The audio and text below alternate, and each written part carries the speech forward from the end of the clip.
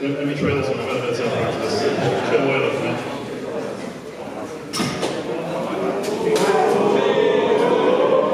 Finally! Yeah! Phoenix Wrestling has come back home!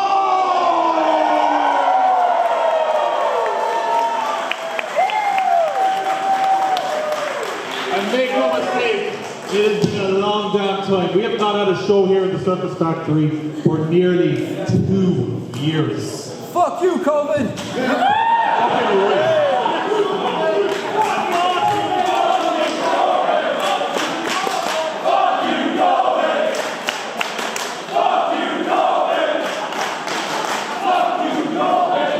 And look, I think we can all admit over the last years there's been a lot of changes, and that's no different here in Phoenix. We've had to move a couple of our operations to Limerick, but at the end of the day, the song remains the same. Cork is always going to be the home of Phoenix Wrestling.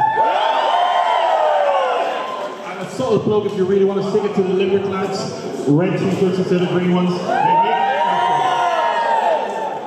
That being said though, we're making up for last time. We've got a banger of a show for you guys tonight. Did you enjoy the kick-off show? I mean, we have got an amazing plan for all of Irish wrestlers to show off today, and we're going to get it started with a bang.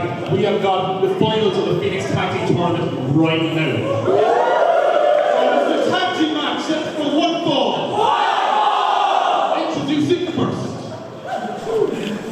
You say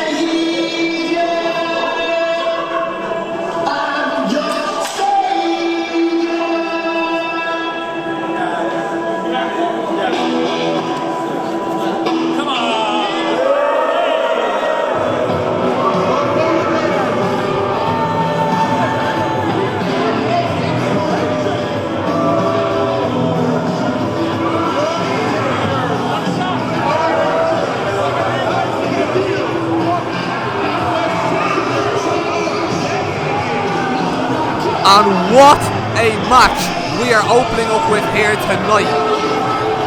As I've said a few minutes ago, we are crowning for the first time in history the first ever Phoenix Wrestling Tag Team Champions. It comes down to this: the Saviors of Destiny, Old Richards and Andy Steele, Rock Shandy, Clong, Martin Steers.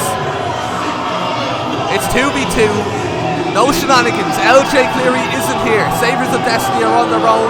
Rock Shandy never needed shenanigans to begin with. This is going to go right down to the wire. It's unpredictable. It can go either way. And I am very intrigued to see which way this one goes.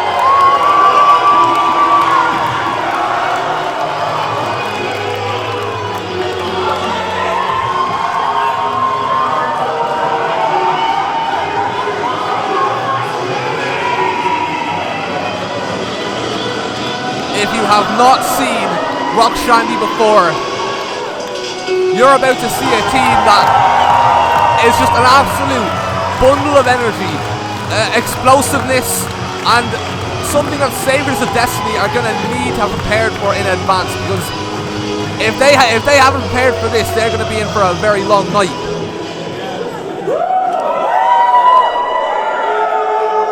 And that's what it's all about, those Phoenix Tag Team Championships that Foxy raises above his head.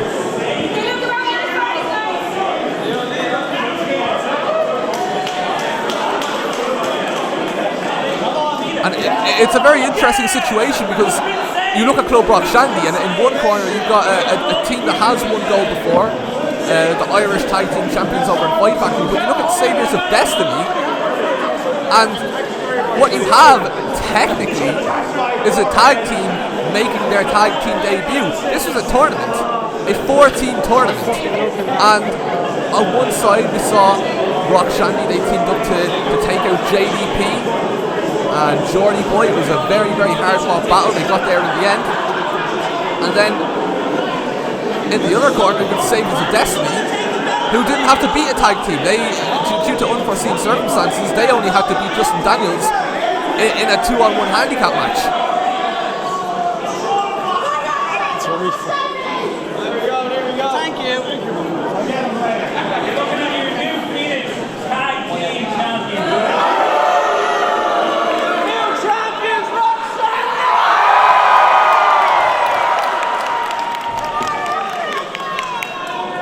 The question here is, will that lack of experience that Saviors of Destiny have in the tag team, will that come back to haunt them against a team the caliber of Rock Shandy?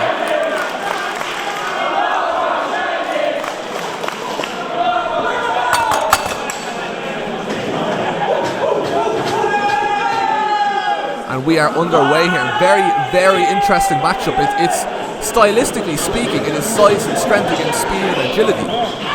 And when you look at Club Rock Shandy, you look at a team where people so often they'll talk about the future, the future, Rock Shandy, potential. But what Rock Shandy have shown is that potential is one thing, ability is another, and at one point the future has to become the present. And tonight, that is that time for Rock Shandy. Kong and Martin Steers, they are not short of confidence whatsoever. People talk about the confidence of the Saviors of Destiny, and of course you look at Owen Richards, you look at Andy Steele, the real deal Andy Steele. These are obviously two men that don't lack confidence in their own right. But under the bright lights and in a situation such as this, where you become the first ever Phoenix Tag Team Champions with a win, that pressure can make or break a tag team. But I don't know if you can even say make or break when talking about Rock Shandy. They just don't feel pressure at all. To them, this is like any other match. All they need to do is go out and do what they know how to do, and they're doing it effectively here, working really well together. And that's Rock Shandy's strength, the chemistry, knowing each other inside and out, knowing what the other member of your team is going to do before they even do it.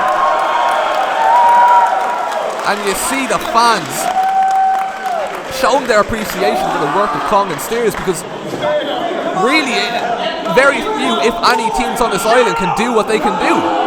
The cohesion. And you can see already Owen Richards and Andy Steele showing signs of frustration right from the beginning, and it's very important for them to keep that under control. Don't get too frustrated too quickly, don't panic, and again, this is where experience plays a huge factor. Some would argue that Owen Richards, for all his confidence and composure, it can be quite arrogant and can often overlook opponents, and that could be his downfall. And Andy Steele, under the guidance of Owen Richards, it could be argued that he has to be careful not to fall into the same trap, because what happens then is you expect to beat your opponent so quickly, you expect to come in and destroy Club Rock Shandy in a minute or two, and when it doesn't go your way, you get frustrated, you panic, you make mistakes, and who's going to capitalise on those mistakes? It'll be Kong and it'll be Martin Steers, and look at them right now again. We've seen Kong right from the moment the bell rang, really looking very, very comfortable and really taking control of this match. But without him realising it, he didn't see the tag was made, and now Owen Richards in from behind.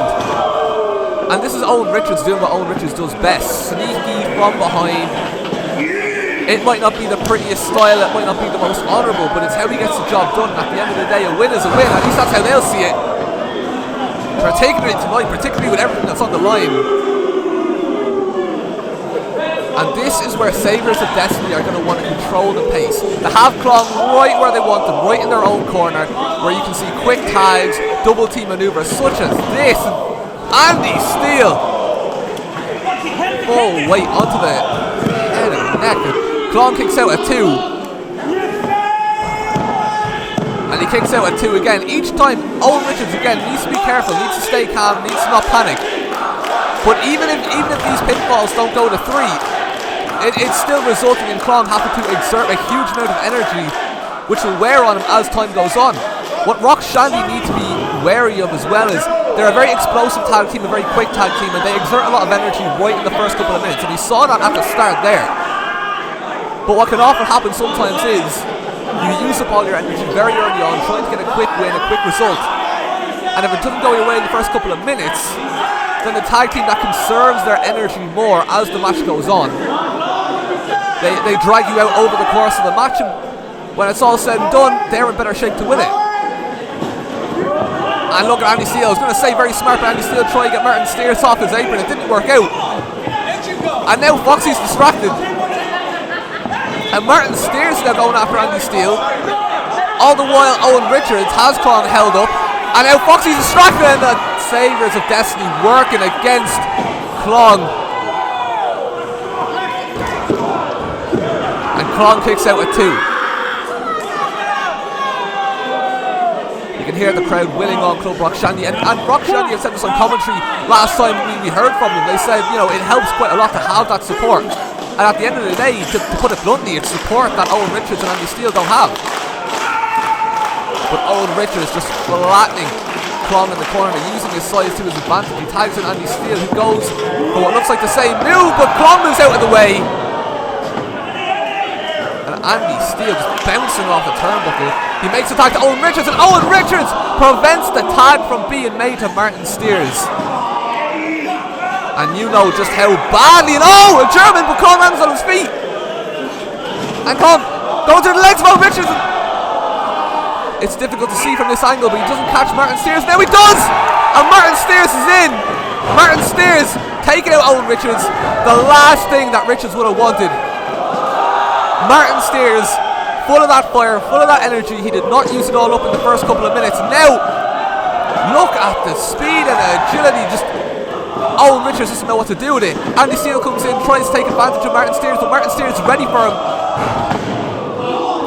And Martin Steers knocking Andy Steele over the top rope, and Richards follows him. And what can Martin Steers be thinking of now? We've seen Club Rock Shandy in the past, not afraid to put their bodies at risk to get the win, and no better time to do that than in the first ever Phoenix Wrestling Tag Team Championship match.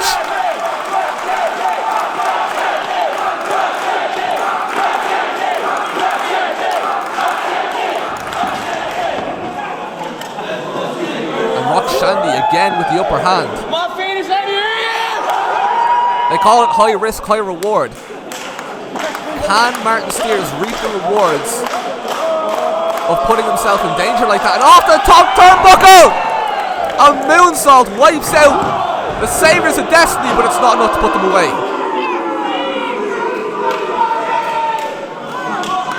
This is going to be one of those matches where every wrestler involved will dig deep. What it usually takes to put away a wrestler in a title match such as this, it might take that little bit more.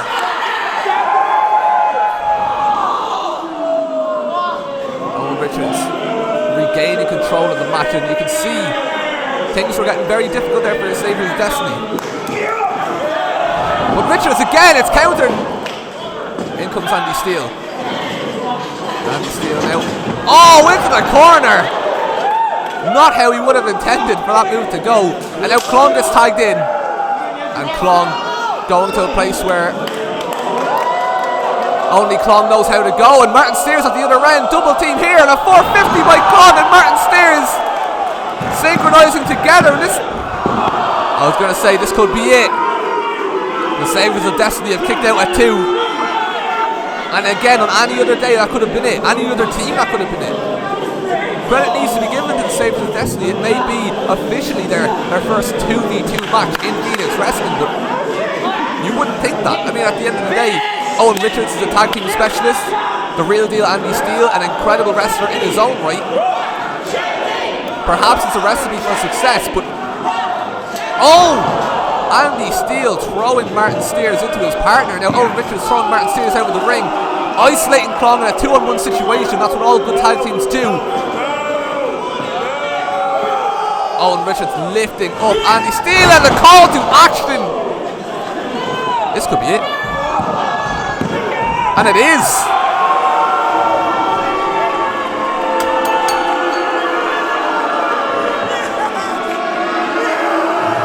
And it is. That's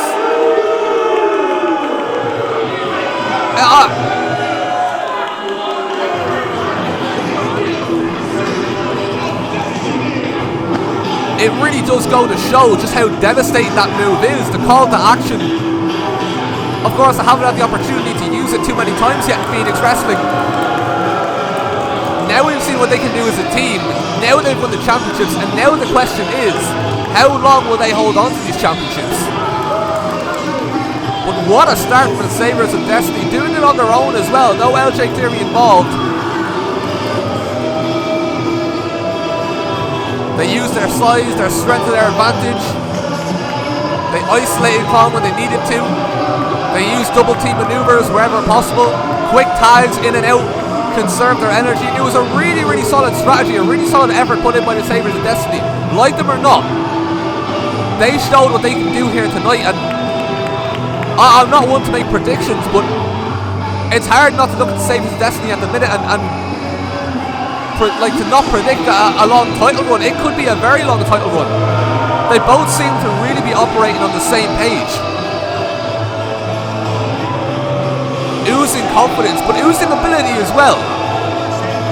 It's one thing to have the confidence, it's one thing to believe in yourself, but you actually have to be good enough to back it up. And in fairness to Owen Richards and Andy Steele, they have shown that they are absolutely good enough to back it up.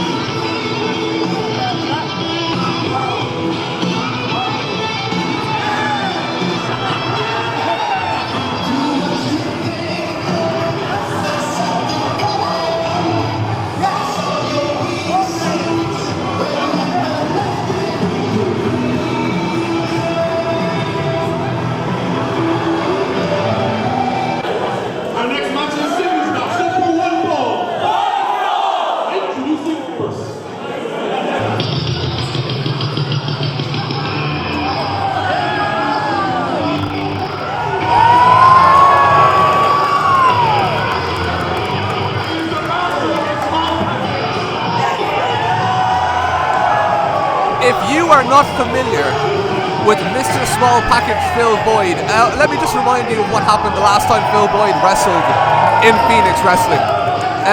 He submitted Matt Schuyler, and he ran a professional boxer out of Limerick City. That's what this man is capable of. He does not mess about. And it'll be very interesting to see here how he matches up against Cork City's own Dino Power.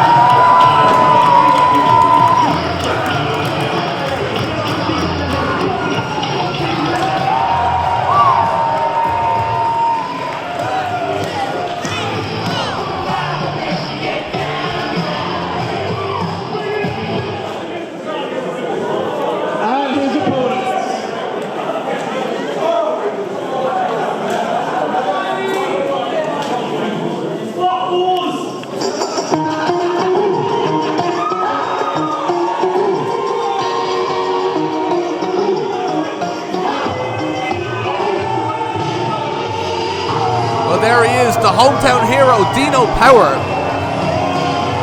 This is an incredibly tough test for Power. I mean, you know, in fairness too, we saw him in Limerick last month. He took on Sean Dunn, the well-travelled Sean Dunn. And obviously he stood toe-to-toe with him and he was able to get the win at the end of the day. So there's nothing to take away. I don't mean to take away from Dino Power, but there is a serious experience disadvantage for him in this one, and it's gonna be a test. It's gonna be a test, but he looks up for the occasion. He looks ready. And also, what an opportunity this is.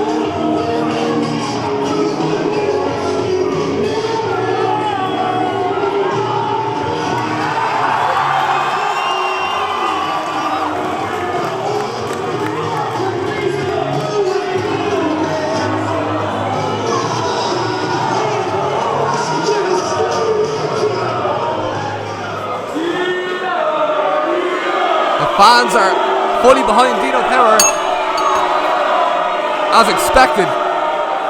Sorry, I'm on timekeeping duties as well this evening. We're doing double duty. But yeah, so this is an incredible opportunity for both of these men. The winner of this match gets a Titanic Championship opportunity. The same belt we saw defended last month in Limerick between Luther and Steve Carvel, who referred to himself as the Peacock of Phoenix Wrestling.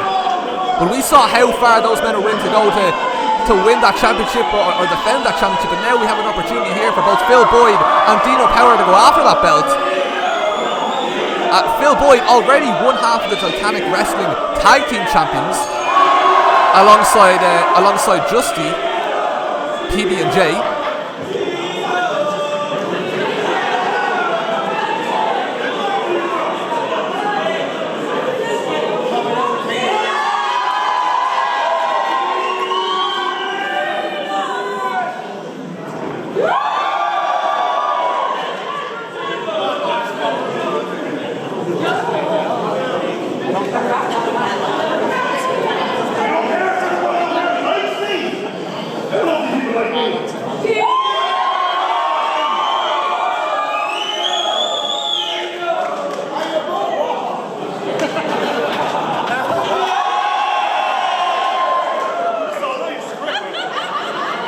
And there he is!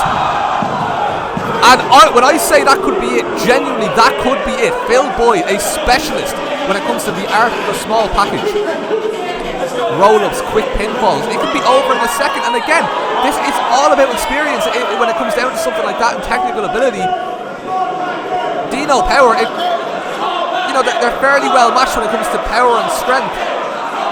But when it comes to a small package, when it comes to technical ability, you really have to give Phil Boyd the edge. That's why it's such a tough test for Dino. I mean, it's an incredible opportunity. I mean, a chance to fight for the Titanic Wrestling Championship. But in saying that, he's really going to have to earn that championship opportunity. It's not going to be easy for him. Of course, Phil Boyd would love to be a double champ of Titanic. He has absolutely no doubts that it's something he can do. He claims with ease. I wouldn't necessarily agree that it would be easy, but somebody with the experience and the ability of Phil Boyd. I mean, bear in mind, Phil Boyd has trained half of Irish wrestling. There are a lot of wrestlers that you will see tonight and at other Irish wrestling shows around the country, from Fight Factory and the likes, that would have received a lot of what they know from Phil Boyd. He's a very highly respected figure in Irish wrestling. However, he did not train Dino Power. And where that comes into Dino's advantage is the fact that Phil Boyd might not necessarily know what Dino's going to throw at him. So if you're Dino Power, you're going to have to stray off the sort of predictable track, really. You want to try and catch Phil Boyd out, and that is, again, so much easier said than done.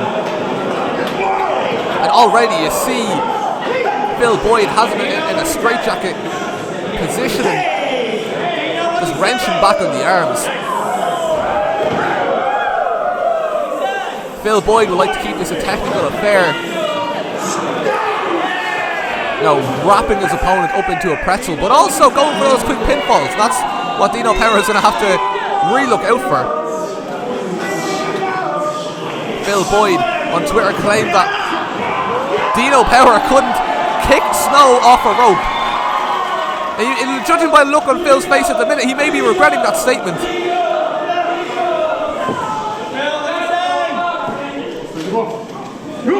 You have to say Dino Power looks to be coping with the pressure really well. A lot of times you'll see a younger fighter in Dino's position. And Dino Power again. Every pinfall attempt from Phil Boyd is a dangerous one.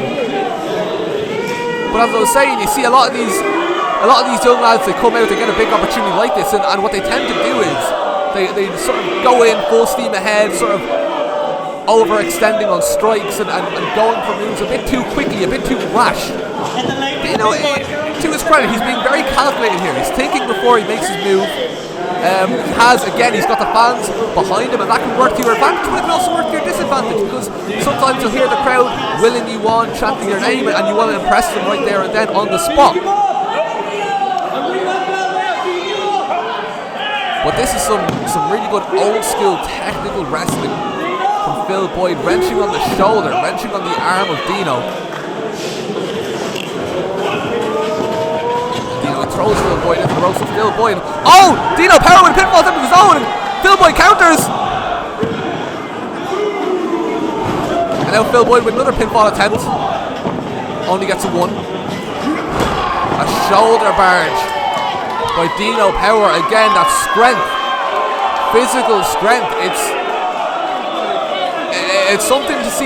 It's very promising to see that in somebody with the lack of experience that Dino Power possesses, to have that already in your arsenal. You know, if he can fine-tune every aspect of his game to match that, Dino Power could be, you know, potentially a future world champion here in Phoenix Wrestling. But this is the first step on the ladder, the first rung on the ladder. To progress to that level, he's going to have to take on people the caliber of Phil Boyd, and he's going to have to figure out a way to beat him. And Phil Boyd throwing him to the outside. What's Phil going for here? From one side into the other, a suicide dive. But it's countered with an uppercut from Dino Power. And now Dino, he's getting the crowd riled up, but he's going to want to be a bit quicker than that, I feel. And again, you know, you could have predicted that. You know, you can't. When you're facing somebody like Phil Boyd, you don't have the time to turn around to the fans and start, you know, riling them up. They're behind you anyway. Dino Power is already one of the most popular, you know, up-and-coming wrestlers here in Phoenix Wrestling. He doesn't need to worry about them at the minute. He needs to worry about his opponent, and he's going to need to be relentless with somebody such as Phil Boyd. He is going to have to be on top of him constantly, not giving him a second to think, not giving him a second to breathe or recuperate. He gave him that time to recuperate, and now all it takes is one move, one counter, and Phil Boyd has the upper hand again. And Phil Boyd, you know, he'd be a great example of what Dino Power should have done a minute ago. Yes, he's going at a slow pace, but he's not letting up. It is relentless. And where is Dino Power going to get the strength to come back and counter what Phil Boyd throws at him?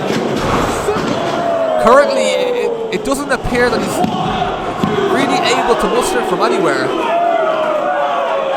And you see, Phil, as I've said already, Phil Boyd, they're really, even though the opportunity is also massive for Phil Boyd to potentially end up as a Titanic Wrestling double champ, there's no pressure. They're really, you can see Phil Boyd, he's smiling.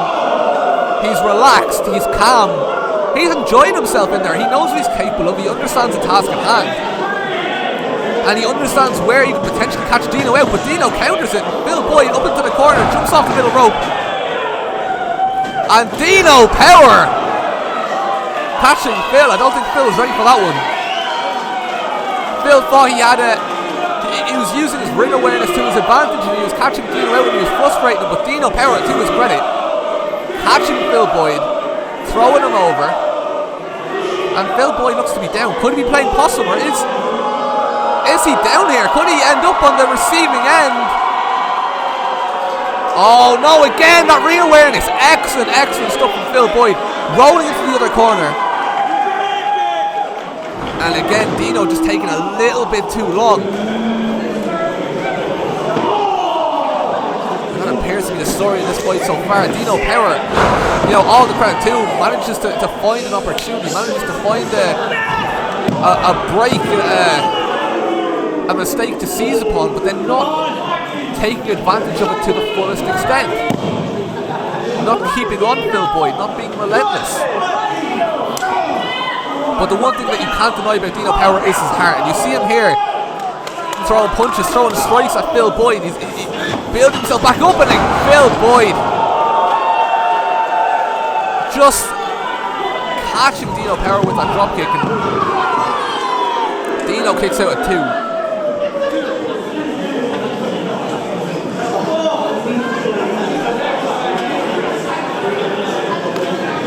But that's the thing about Dino Power, and for all of the talent that Phil Boyd possesses, if he's not, unless he catches him in a really quick small package or a really quick pinfall attempt that may catch out Power, it's hard to see how Phil Boyd's going to finish him outright. Dino Power has a lot of heart, a lot of determination, physical strength, as discussed already, as being showcased right now as he makes his way back up to his feet. He is someone that is very difficult to put away, knock out and really finish. He's more the sort of fighter you're going to have to catch out with a quick pinfall attempt. And you're seeing it now. Excellent uppercut from Power. And Phil Boyd looks to be a bit winded. Phil looks to be really taking these quite badly. I mean, there's no really other way of taking them. Oh, but he comes back with a strike of his own. And both men now in their own corners.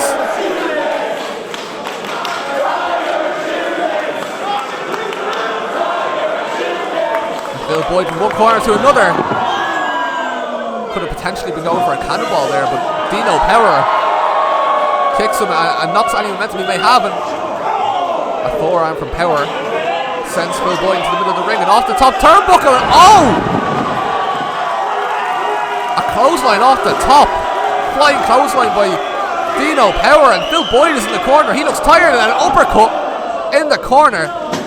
And this is more like it from Dino Power, that again constantly pressing, constantly putting pressure on Phil Boyd, not giving him a chance to recover or recuperate. He has learned from his mistakes earlier on in this fight, and now Dino Power lifts Phil Boyd up on his shoulders, but Phil elbows to the face, has him back on his feet. And Dino Power a kick to the head of Phil Boyd, and Phil Boyd looks rocked. And he has him up on his shoulders again. And Dino Power! Could this be it? What's he doing? And this is what I'm talking about, the hesitation. We've seen it cost him in the past. I don't see why he doesn't just go for a cover. Just go for a cover, hook the leg, and see what you can get from it. Instead, he's going up to the top turnbuckle. He wants to solidify the win, but I don't know if this is necessarily the wisest move. It is high risk, high reward. If he hits it, there's a very good chance he gets the win, but if he doesn't, he's back to square one, and on the knees, and now a small package, and that's it. High risk.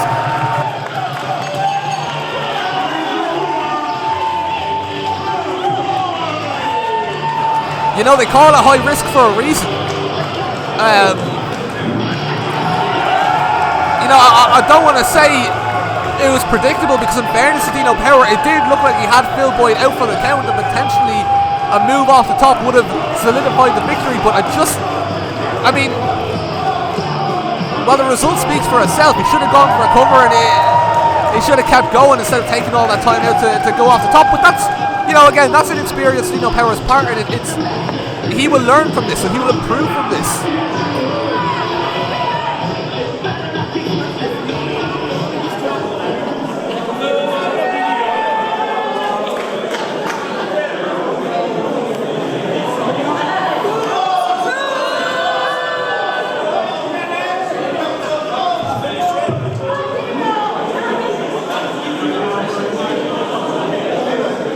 Dino Power. I'm going to tell you now, I've been doing this near 20 years. And I fought small lads, I fought big lads. But I fought a hell of a lot more people with a hell of a lot more experience that didn't give me the fight that you gave me tonight.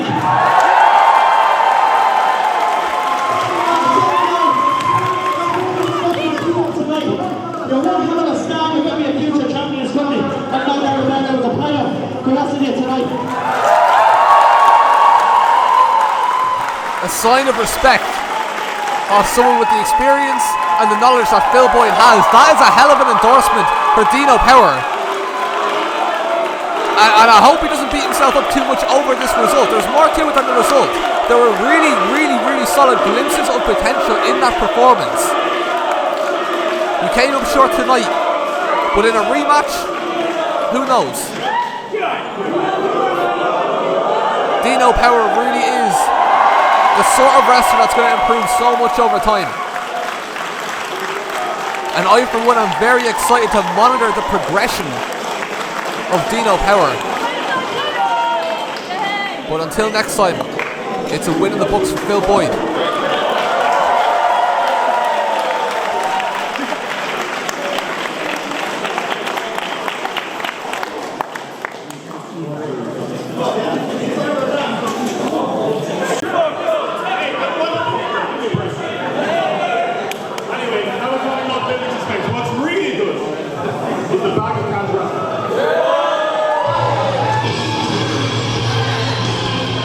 Well, we were scheduled to have our bag of cans raffle, the signature bag of cans raffle, but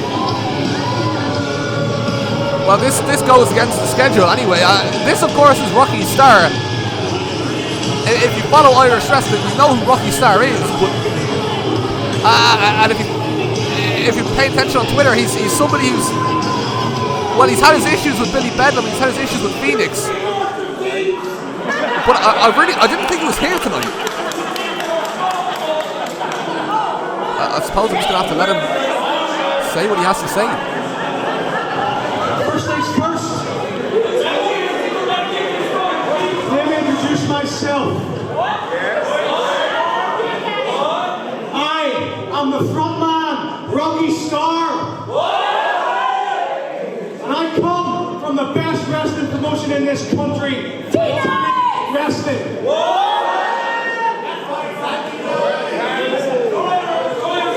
And I wasn't even supposed to be here today. So let me talk about that. A couple of weeks ago.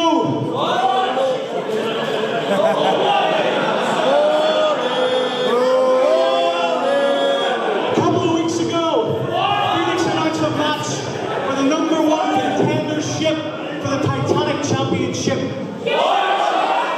And they didn't even give me a call.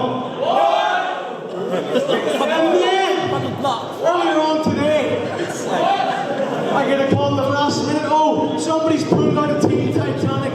We need somebody to fill a spot. Well, I guess you'll do the job.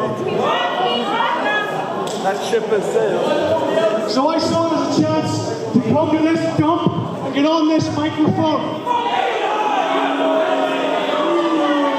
So I'm here to get some answers from Phoenix Wrestling. And I'm not leaving this ring until I get some fucking answers.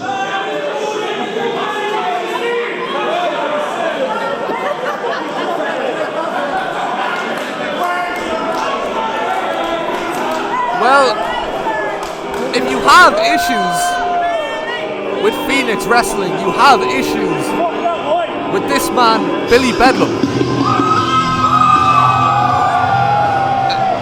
Rocky Star, I said I didn't know he was in the building. I didn't know earlier today. I did see him on the pre-show, which may be what has sparked this feeling, this sense of disrespect that is felt in Rocky Star at the minute. He doesn't see himself as a pre-show wrestler. He doesn't see himself at pre-show level. He sees himself as a champion, as a #1 contender, as somebody who represents Titanic Wrestling. He sees himself as someone who should be in Titanic Championship matches. And when Phoenix bring in wrestlers from Titanic, from Belfast, to come down here and wrestle, he thinks it's a disgrace that he wasn't chosen among them. He sees himself as among the very best that Titanic Wrestling have to offer. Some would argue that it's a sense of entitlement on the part of Rocky Star. Some would argue that he's well within his rights to make that claim. But I, for one, would love to see a match with Rocky Star to see whether or not he holds up, whether or not he's as good as he says he is.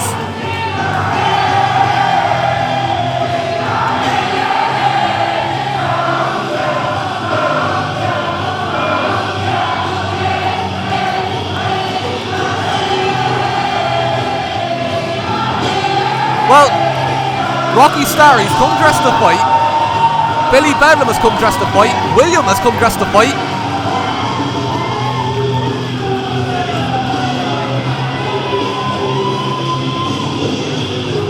So, maybe that's what we're going to get. Maybe we're going to get ourselves a nice singles match between Rocky Star and Billy Bedlam.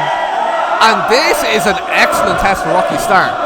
To really see how he measures up against the Phoenix Wrestling roster. Billy Bedlam is coming here off a win over Matt Schuyler.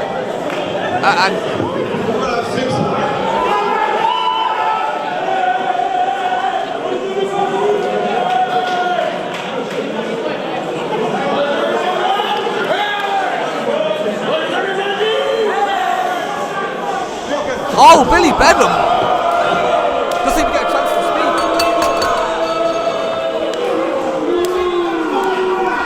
And the match is underway.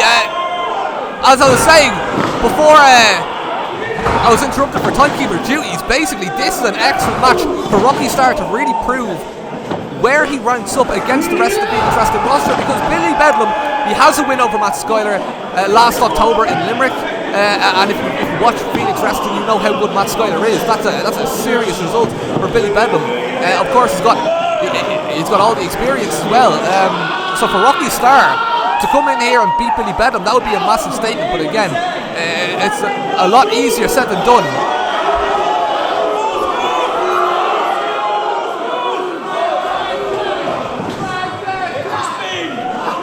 Billy Bedlam climbing to the middle rope for a bit of, the top rope for a bit of old school perhaps. Rocky Star's face suggests that he regrets every decision he has made in the last 3 or 4 minutes.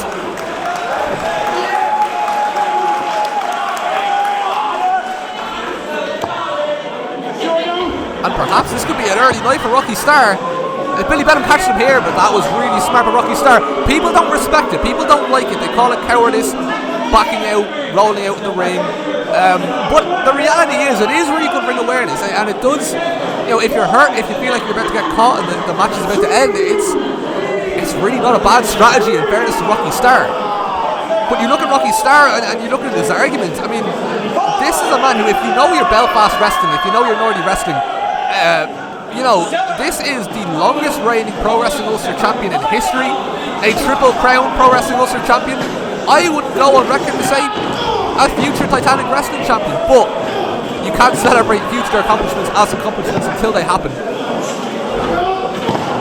But I think it's fair to say that Rocky Star, at the very least, deserves this opportunity. At the very least, he deserves to show what he can do. But what can he do? That's the question. It's been a while since a lot of us have seen Rocky Star wrestle. It's been a long time since he's held gold in Ireland. But so far he's turned it around against Billy Bedlam, but Billy Bedlam in with a headbutt and it was straight to the chest. More strikes. Rocky Star. Rocky Star with a spine buster in the centre of the ring. Really looks to have knocked the wind out of Billy Bedlam. He seemed to really grimace when that spine buster landed. You have to remember as well, Billy Bedlam is one of those fighters that you have to respect, because with all that experience, with all those wars and fights that somebody of Bedlam's character finds himself in, there is also the physical wear and tear on the body as each match takes place. And even in Phoenix alone, we've seen him go to war with the likes of Ballymun Bruiser, with a variety of different wrestlers up and down this roster all throughout the years since Phoenix has begun, and even before then. But he keeps fighting. He doesn't show it, and that sort of durability, that's something that Rocky Star is going to have to deal with here. Because what Rocky Star has is a sense of entitlement. He feels as though he deserves to be here. He's already earned it. But the reality is, until you step in between those yellow ropes, you haven't really deserved. You earned it. You don't deserve it. And again, when you feel like you deserve something and things don't go your way straight away, what? Billy Bedlam, he's blinded. Oh no! No, Foxy, no, let go, Oh, that could have ended very, very badly for our referee Niall Fox here tonight. And Billy Bedlam apologetic, but he's taking his eyes off the prize. He's staring at Foxy, apologising, and Rocky Star takes advantage of the opening. Rocky Star is that sort of wrestler, you know, if he has until the count of 5, he's not going to say, oh, that's an illegal move, I apologise. He's going to take up to the count of 4. He's going to take shortcuts. He's a very, you know, he's a gritty fighter. He's somebody who will take any shortcut he can. He's somebody who will dish out as much punishment as he can, legal or otherwise, and get away with whatever he can. And in fairness to him, he has reaped the rewards of that in the past. Even though he may not be the most popular character here, no, there's no denying his accomplishments, there's no denying his ability, but Billy Bedlam, he's defending his territory. Billy Bedlam is here to show not just what Billy Bedlam's made of, but what Phoenix Wrestling is made of. If you want to go on Twitter and you want to call out Phoenix Wrestling and say that you deserve a spot in Phoenix Wrestling ahead of the wrestlers that are already here, you're going to have to make a statement against somebody like Billy Bedlam. And Bedlam throwing headbutts, throwing strikes, getting fired up. Rocky Star goes for a strike of his own. Bedlam counters it, hits him with a headbutt straight in the chest. And the chest of Rocky Star must be in agony at the minute. Bedlam brings him close. Belly to belly. And Rocky Star may have bitten off more than he can chew. As Bedlam goes into the corner.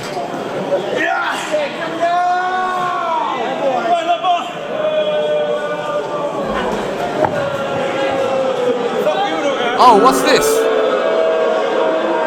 That's Eddie Stone. Eddie Stone distracting Billy Bedlam. And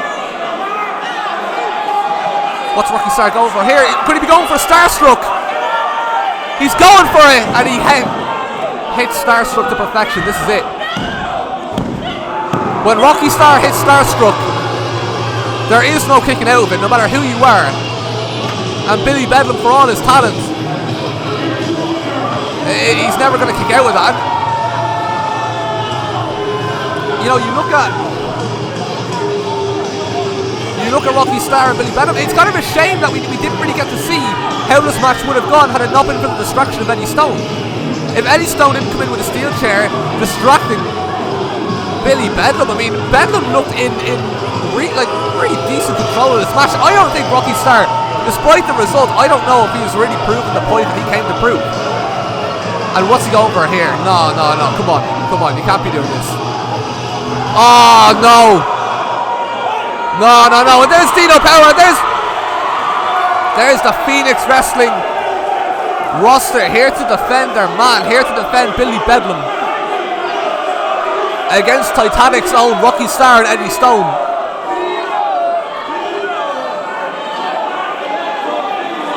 And it's unfortunate, Phil Boyd and Dino Power,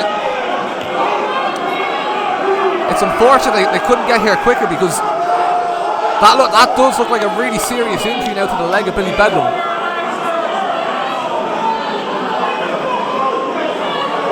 And Bedlam does look to be in serious trouble as Titanic, they've ran out of the building. They've done, I mean, look, they've come here and they've made a statement. They've come here and they've attacked Billy Bedlam. There's going to be repercussions. They're going to come back. I would say most likely there will be more fights, because you look at the likes of Power and Phil Boyd and Bedlam. They're going to want to dish out some punishment against Eddie Stone and Rocky Star. But the reality is, while they may have made a statement, they didn't. It wasn't a fair win. It wasn't a fair singles victory. It so far has not justified Rocky Star's stance that he deserves to be here.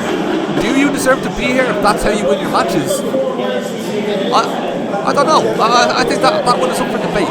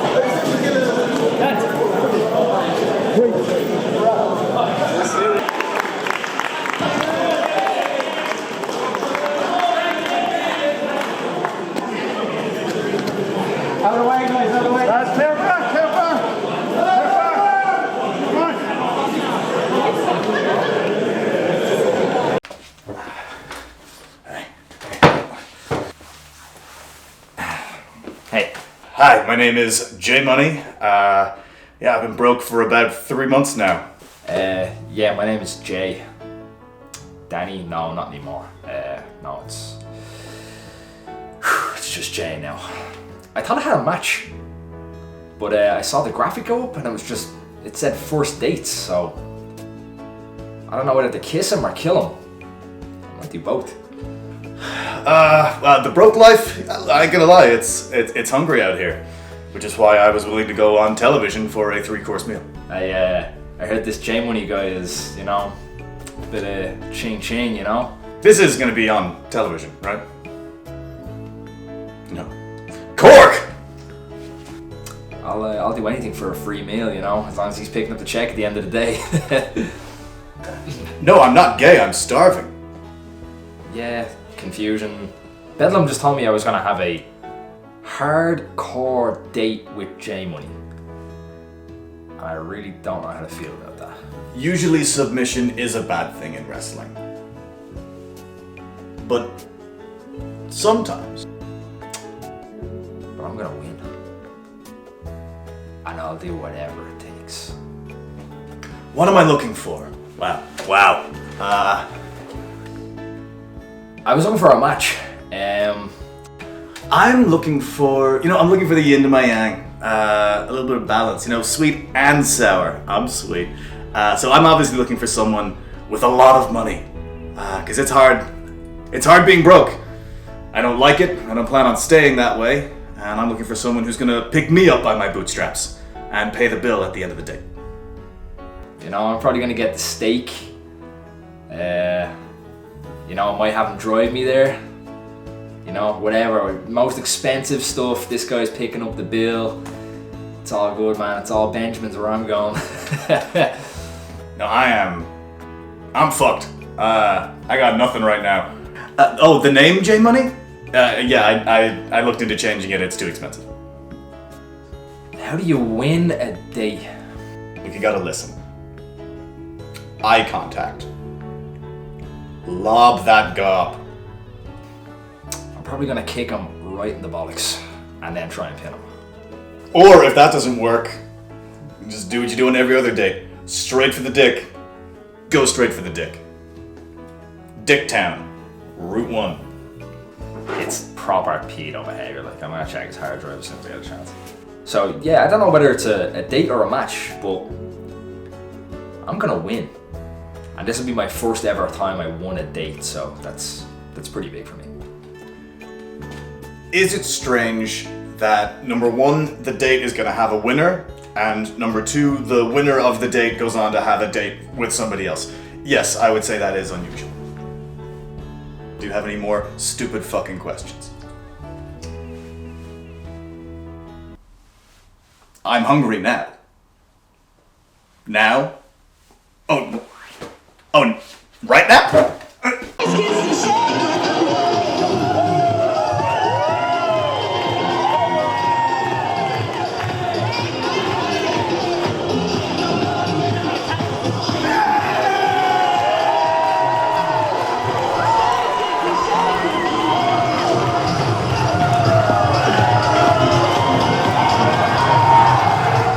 Now, the last thing I'd want to do is reference a really bad TV ad, a Barry's Tea ad from 2007.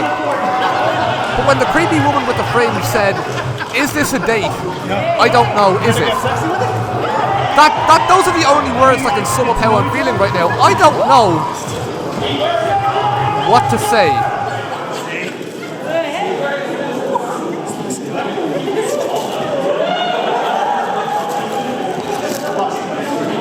Waiters are supposed to wear ties.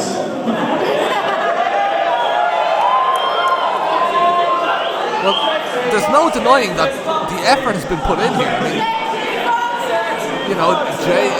Jay Money showing up with the tie, giving it epoxy, and you've got the table nice and laid out. I just don't know what to expect. I don't know. This is my first time commentating a first dates match. I don't think these are the things that tend to require commentary.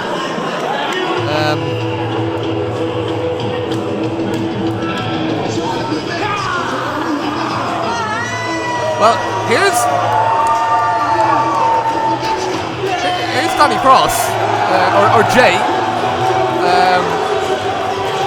I should probably call him, but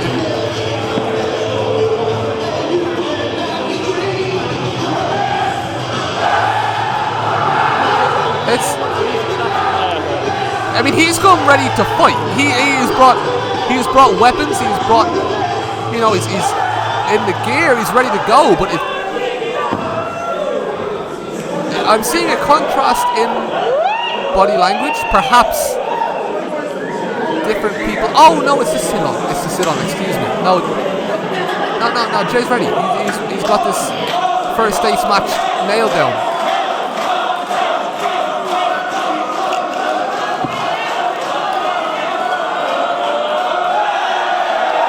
A solid hug, a really, really solid, great, good start to a first stage match. That's usually how they start, I believe.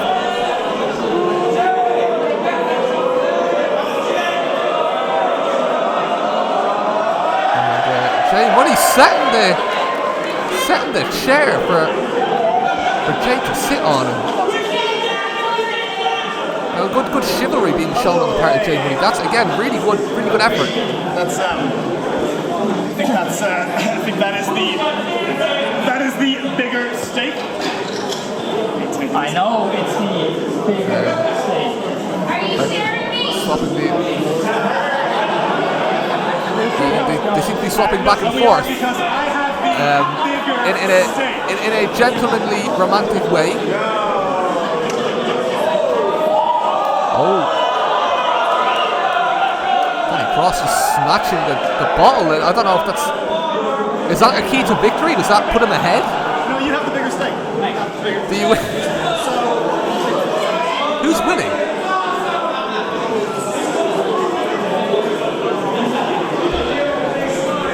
Yeah, I know it's a hardcore match. We won't be needing this. You can put this away.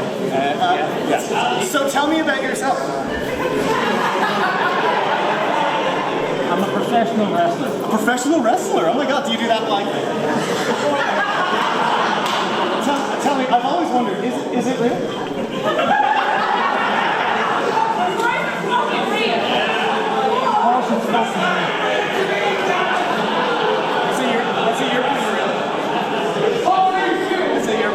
Okay, just say when. Just say when. Just say when. Just say when. Say when. Just say when. I'll start again. Say when. Foxy, give me a fucking bill right now. Good bit. Get me a bill. Look, hang on. Jay Money. I'm sorry this didn't work out. Thanks for picking up the bill. That's all I'm going to say. Foxy.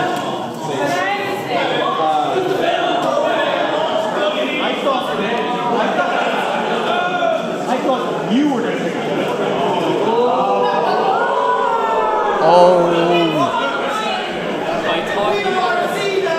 Oh, this could be where it all falls apart. I told you I can't afford to change my name.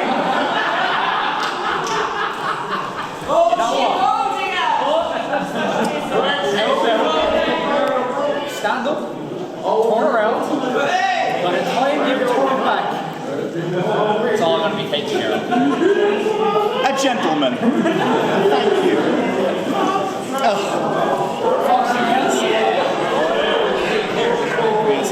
He's taking out the wallet, taking out the card. Is he a card or cash guy? I don't know. Have we got our winner just yet? I'm not entirely sure. Jay Money might want to turn around. And Jay Money,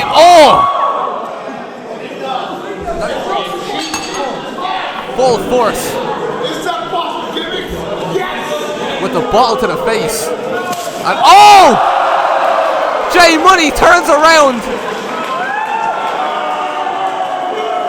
with a bouquet of flowers. And flowers aren't really my speciality, but I think it's safe to say they're dead. And now we appear to have a match in our hands.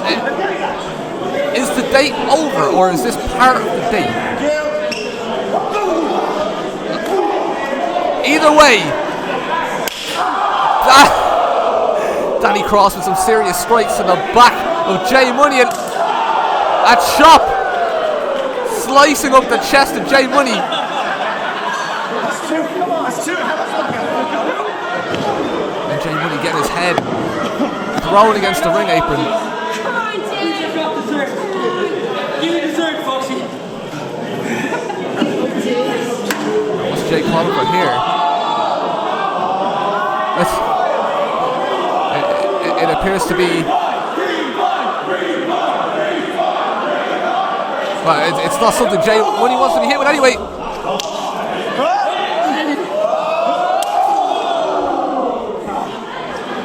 Danny Cross and Jay Money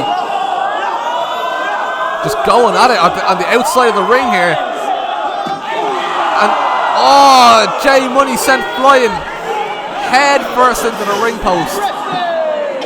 Again, when it's all said and done, whether it's a date, whether it's a match, first date, the winner of this date,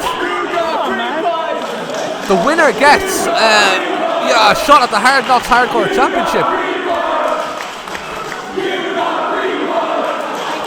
Is it always this bad? When you really look at our last show in Limerick, the amount that these two went through to get their hands on that Hard Knocks Hardcore Championship, only to have it snatched away last minute by Session with Martina. You know, it's all on the line here.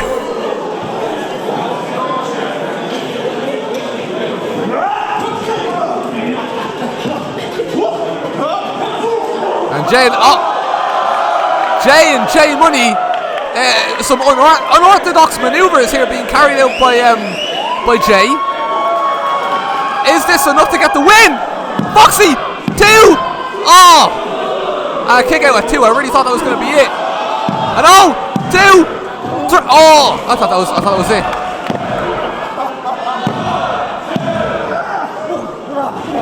And a range of near falls there. Exchange between Jay and Jay Money. They're both delicious. Do I know what I'm watching? No, not quite. But it is. But a lot is on the line. And Jay Money taking Jay for a spin. But Jay counters it, lands on his feet. An absolute masterpiece, for a man as desperate as Jay Money, and for a man in the situation that Jay Money is in, where he can't even change his own name because he can't afford it. He's really giving it his all here against Jay. You want to take this relationship to the next level? Fuck it! Fuck it! Let's take it to the next level!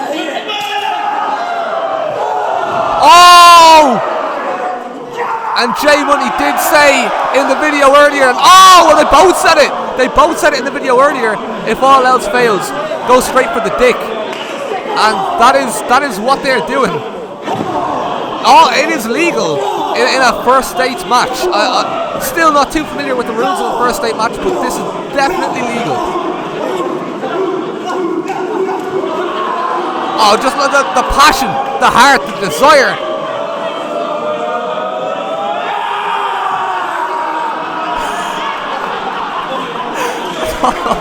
To say that this super kick from Jay Money sends Jay flying into the corner.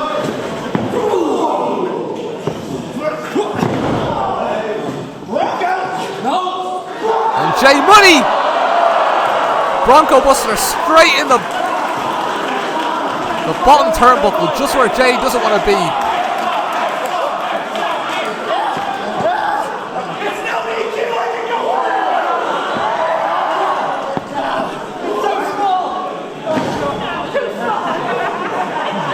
And it has to be said, as strange as this whole experience has been, a lot has been taken out of both of these men. A lot of punches, a lot of kicks to the dick. That takes a lot to recover from. What's Jay Money got in his hands here? Is that? Oh no!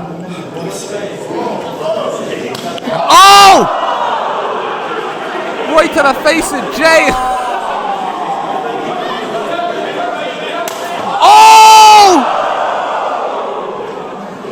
Over the head of Jay Money, and Jay could be about to become, I was going to say the #1 contender for the Hard Knocks Championship, but J Money kicks out at 2.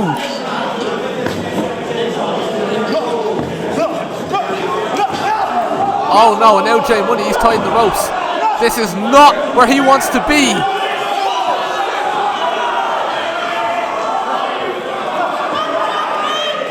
And what's Jay over here? Are these chocolates? What's he getting? What? Dark chocolate? No! No! No! Oh, he's feeding Jay Money the dark chocolate! Horrible. Absolutely horrible. And this is why Ireland needs to have a state athletic commission to regulate pro wrestling. Because moves like that just should not be allowed under any circumstances.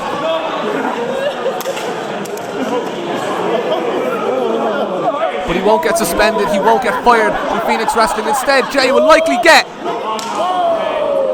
a #1 contendership for the Hard Knocks title. And oh, he hits it on J Money. A brain buster, but J Money is rolling out to the outside, just underneath the bottom rope. And oh no. Jay is setting up the table.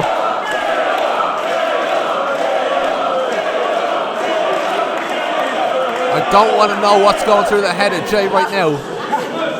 As he drags J Money up to the top turnbuckle, perhaps. Oh, he's telling the fans to move. He's telling the fans to get out of the way. And that is never a good sign if you're on the receiving end of what that wrestler's going for.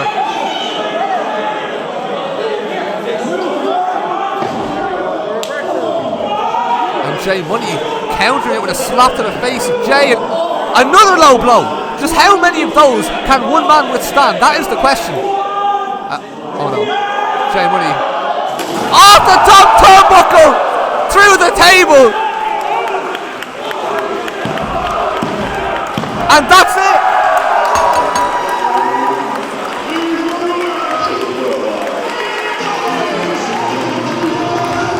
And that's it! J Money has a future title shot for the Hard Knocks Hardcore Championship. Currently held by Session Up Martina. I don't really know how to describe what's happened. I don't know how to review it. It was the first ever First States match. It was a whole number of different things. It was vicious, it was brutal, it was romantic at times. It was different. I think different is the word I'm going to use. Unorthodox offense on display from both of these men. And that's all I have to say, really.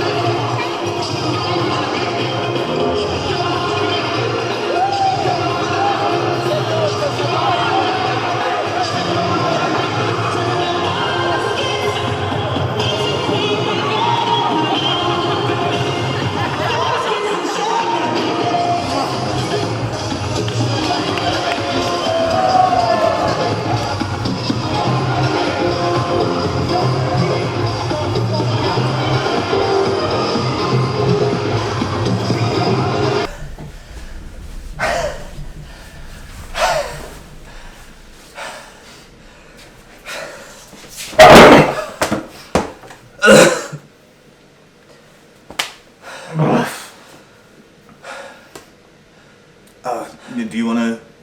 Would we see her again? No.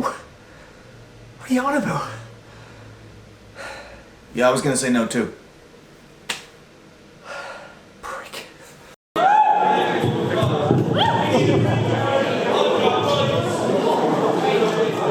those of you who do not know, I'm sorry, are we listening, everybody? Are we listening? Should have known better. For those of you who do not know. Yes, sir. What? No. For those of you who do not know. I am the most beautiful.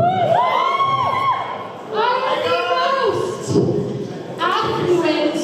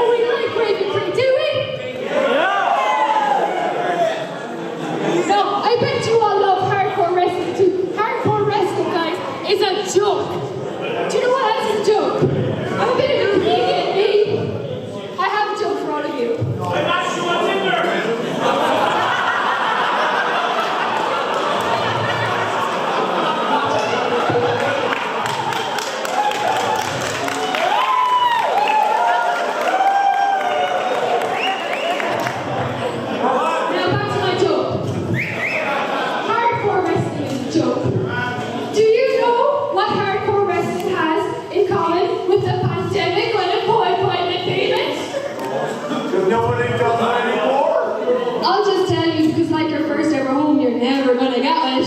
Where are my landlords at? Any landlords out there?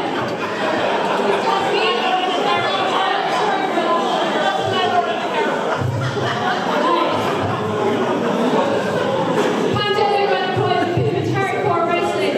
Both set up for absolute losers with no real life skills who need every little helping hand to get ahead. And that is why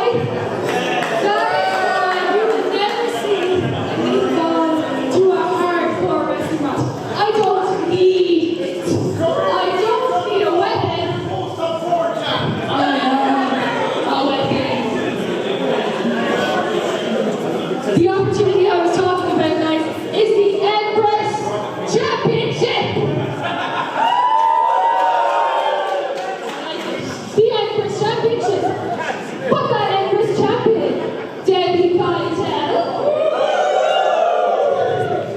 She seems to be missing in action, you guys. In fact, you guys, she vacated the championship. She is no longer your Empress Champion. She gave it up because she knew she wasn't deserving of it. But I know somebody who is deserving of it.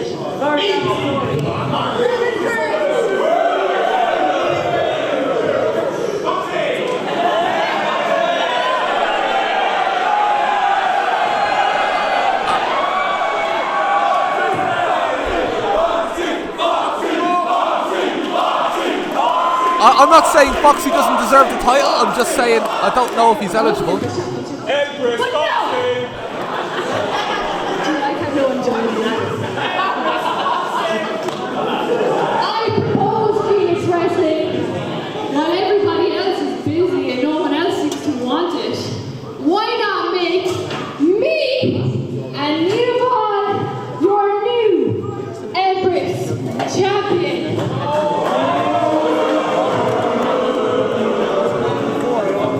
Not a popular one there. Tom, I'm telling you, go back there. Get the belt!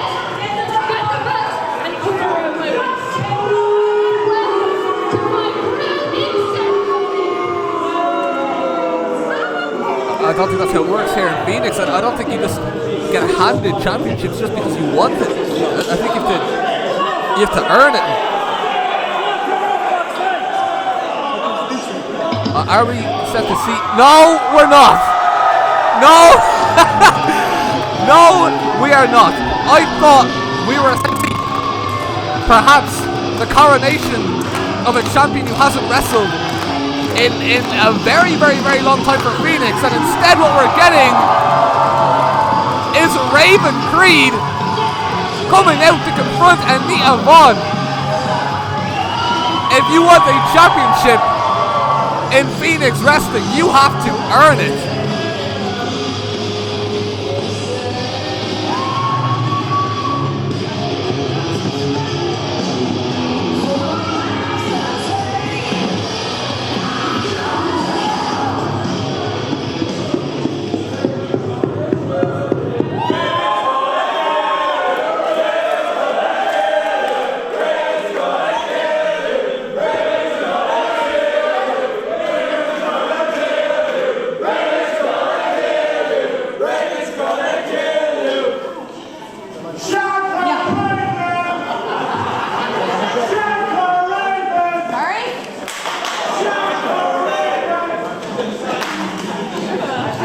Anita Vaughn, you're coming out here, you're talking like, what, you called yourself an empress, did you?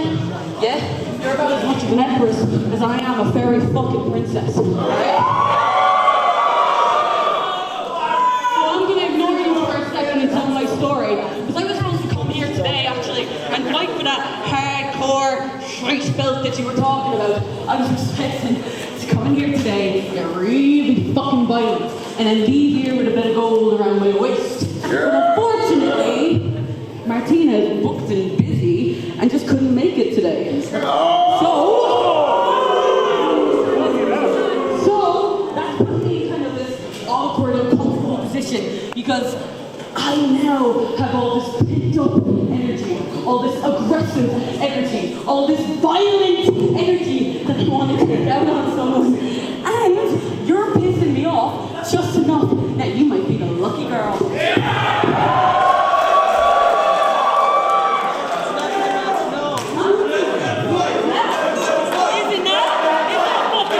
Oh, well, there's the championship. The fans want it. The wrestlers want it. I've just come from backstage and there's been a change in the match. This is now a singles match for the vacant Phoenix Empress champion. Well, there we go. Foxy lifts the belt above his head. He is not the champion, but the belt will be on the line between Raven Creed and Anita Vaughn.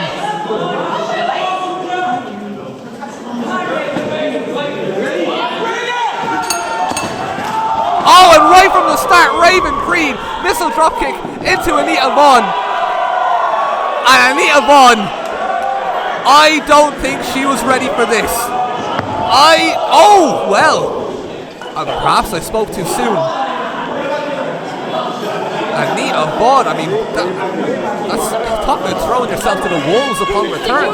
May have been unintentional, but now in her first match, after such a long layoff, she is taking on Raven Creed. Not just any Raven Creed, an angry Raven Creed. A Raven Creed that came in here expecting, not just wanting, but expecting to walk out with gold around her waist at Hard Knocks Hardcore Championship. And the chops are just vicious from Raven Creed. She was expecting to walk out with the Hard Knocks Championship. Instead, she is competing for the Phoenix Empress Championship. She is angry. She wants to make an example out of Anita Vaughn.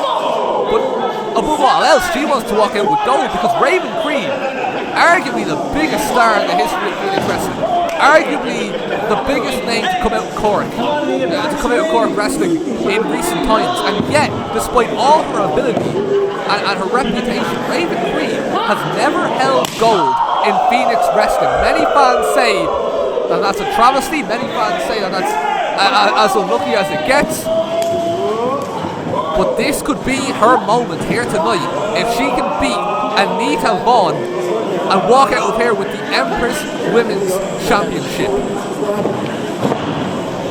And if you're Anita Vaughn, that's a lot of pressure on very short notice to deal with.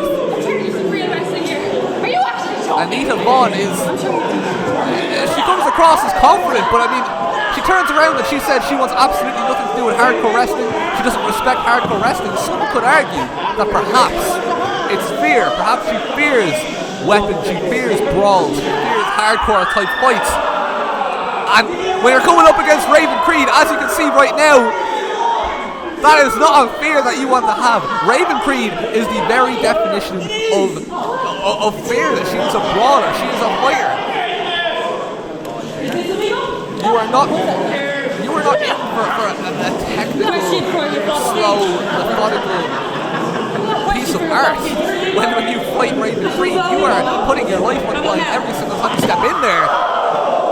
Because she has no regard for her opponent. Unlike most wrestlers, they want to beat their opponent, but they don't necessarily want to injure them. Raven Creed wants you dead. She doesn't want you injured. She wants you dead. She wants to roll your body out of the ring in a body bag, never to be seen again. If she does that, as far as she's concerned, job done. So Anita Vaughn not only has to beat Raven Creed, but she has to survive Raven Creed. And that is easier said than done, but that's a good way of starting it. A big boot to the face sends Raven Creed straight down onto the canvas.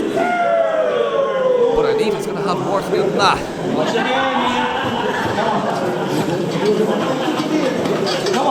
It's a very, very interesting clash of styles and a very interesting clash of personalities. These are two polar opposites in every single sense of the word. And right now you see Anita Vaughn just rubbing the boot into the face, into the neck of Raven Creed. Raven tries to get back to her feet, stumbles, falls back down into the corner. And Anita Vaughn will try and use her power and athleticism to get the better of Raven Creed. And for somebody coming off such a long term of inactivity, Usually when someone is inactive for that long, they're rusty, there's a lot of ring rust there, and they have to overcome that, especially coming up against somebody such as Raven Creed, who's always active, in and out of the ring. I mean, if she's not fighting somebody in the ring, she's fighting somebody on the streets, she's shanking somebody in the woods. Raven Creed does not take a day off, so if you want to take over a year out and come back and beat Raven Creed, it's not going to be easy. But in fairness to Anita Vaughn, despite this inactivity and despite the potential ring rust that comes with it, she's not showing any signs of it. That's not good news for Raven Creed. Anita Vaughn just hitting Raven Creed with some excellent kicks, some excellent boots to the head. As a fine man once said, putting those educated feet to good use.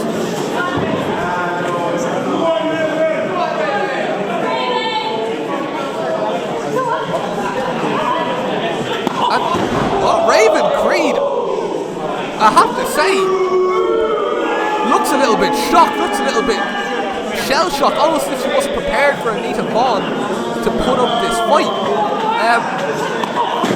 You associate Anita Vaughn with opulence, with, the rich, the wealthy, those that are afraid to get their hands dirty. But you have to remember, in fairness to Anita Vaughn, there is an incredible athletic background there.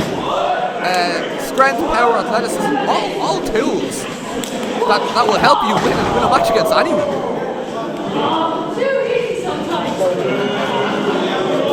Raven Creed is incredibly unpredictable. You never know what she's going to do next, but that's not an issue that Anita Vaughn. Oh, well, just as I say it, Raven Creed ducks the kick and then a headbutt sends the two of them down to the canvas. And I don't even want to imagine the headache that Anita Vaughn will have in the morning after experiencing that headbutt. I would say the same about Raven Creed, but Raven's used to it. Raven throws a headbutt at everyone she fights. Again, fearless, puts it all on the line. Raven Creed is somebody who puts her body on the line to get the result that she needs. Putting herself in harm's way if it means harming her opponent just that little bit more. And that can have its benefits and it can have its detriments, but you see them now exchanging strikes, going back and forth. Raven Creed is still holding her own and dropping Anita Vaughn with a series of clotheslines and a kick to the midsection, and another kick to the midsection, and now a kick to the head, and now shoving Anita Vaughn into the corner with her foot and a running uppercut. Anita Vaughn now just throws Raven Creed into the corner, chases down Raven Creed, and Raven puts the boots up onto the middle rope. Oh, and a double stomp to the back of Anita Vaughn. When you're taking on an opponent that has a sort of height and reach advantage that Anita Vaughn has on Raven Creed, as Anita Vaughn kicks out at two, strikes can be crucial. It's like chopping your opponent down as if they're a tree. It's slow, it's a lengthy process, but that's how you do it. You go for their back, you go for their legs. It's not easy to go strike for strike, blow for blow, but if you can time it right, and you can really catch your opponent, and mid-carpet, Anita Vaughn catching the leg of Raven Creed, but it appears Raven Creed is into her feet first. That's Anita Vaughn up on her shoulders, and Anita Vaughn counters in a super kick. Raven Creed could be out. Kicks out at 2.5. I thought that was it.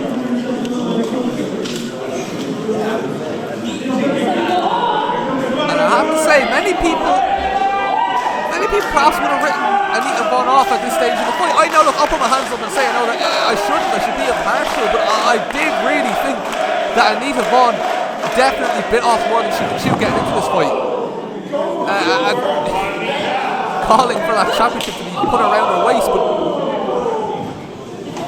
she's doing really, really well here against Raven Creed. There have been times in this match, and this could be another one, where it looks like Anita Vaughn is going to win,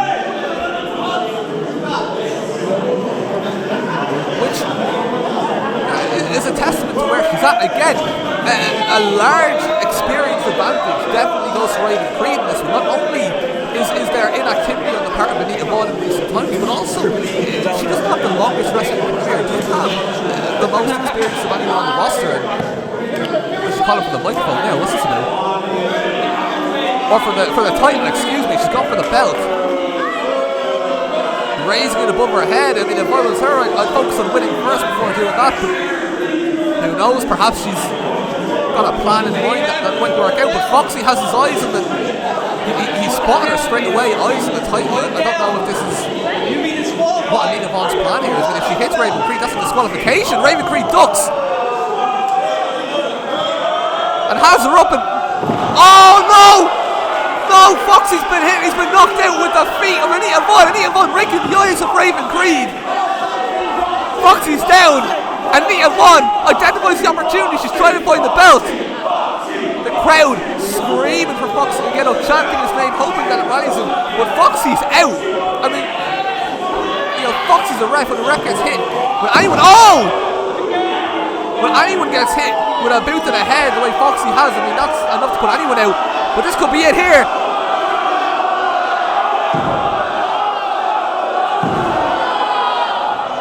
Oh, Raven Creed kicks out. Raven Creed kicks out. After getting knocked out cold with the Empress Women's Championship. Rock solid object to the head. And Raven Creed still manages to kick out right at the end. It was 2.9, if we're being honest. But Anita Vaughn now, what's she going for? Oh, countered by Raven Creed. Raven Creed with a kick to the chest. And you can just hear that reverberate around the entire circus back there. Now Raven Creed has the belt in hand. But she's going to have to be careful too. Foxy's back up on his feet. Foxy, you can see it. I mean, if she goes for this, it's over. He hesitates. Headbutt! Headbutt! Excellent display by Raven Creed! And is this it? It is! And Raven Creed is the new Phoenix Wrestling Empress Women's Champion!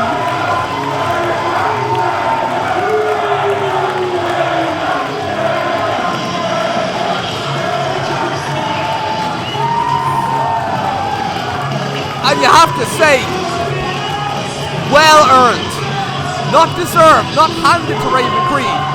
She didn't come out here and ask for the championship, demand that a championship be put around her waist in the name of opulence, or because she's entitled to it. Raven Creed earned this championship not just tonight by beating Anita Vaughn, but through all the effort and all the wars that she has been through since the very start of Phoenix. Somebody who's been here since day one.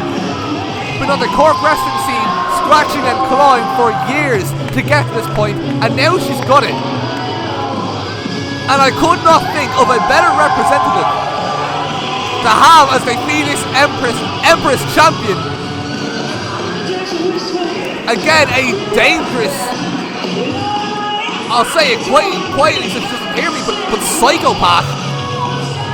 But this is somebody who knows how to fight, knows how to win fights, and knows how to win gold. For the first time in her Phoenix wrestling career, Raven Creed is a champion.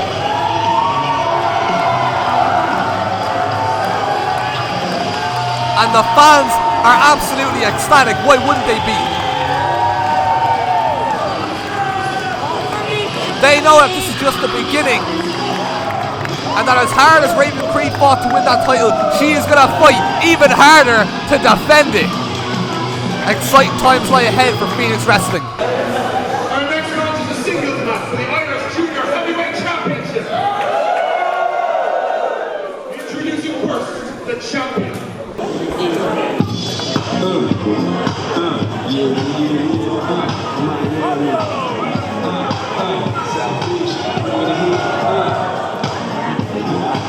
Can y'all feel that? Can y'all feel that? Jig it out.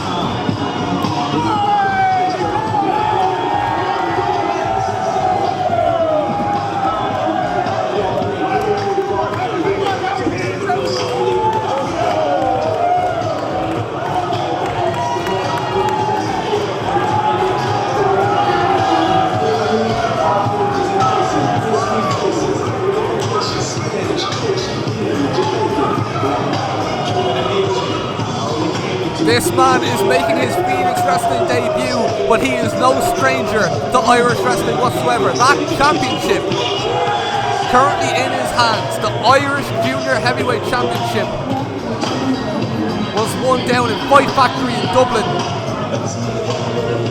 And Fabio really showing since winning that title really what he's capable of, and for the first time in his career he's going to show what he can do right here in Cork City.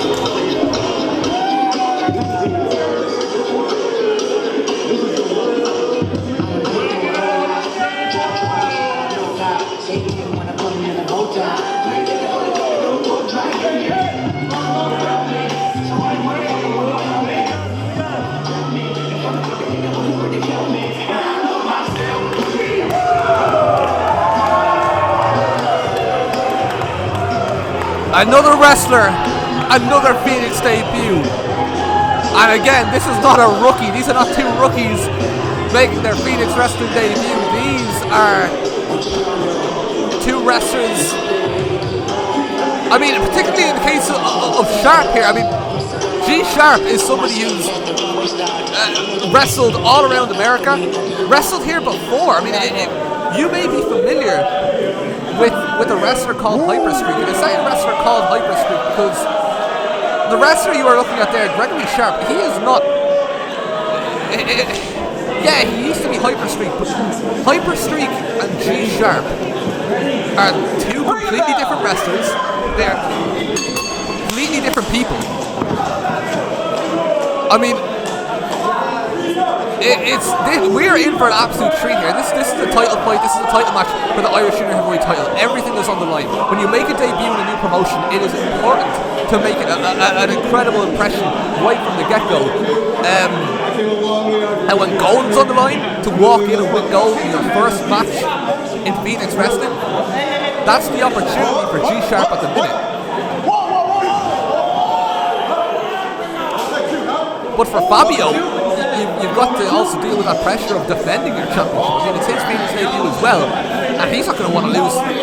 He's not going to want to lose his championship. You know, in one of his first three defenses down here in Cork. You know, again, in his debut, you don't want to lose in your debut. You don't want to lose your title in your debut. That'd be an awful night for Fabio. So, a lot on the line for both of these men.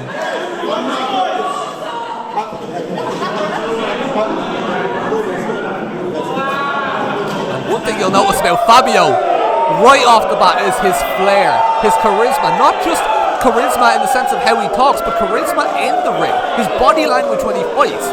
It's unorthodox, it's different, his movement. He's very quick, very agile, but it's that sort of style, that swagger about him. That's what separates Fabio from the rest.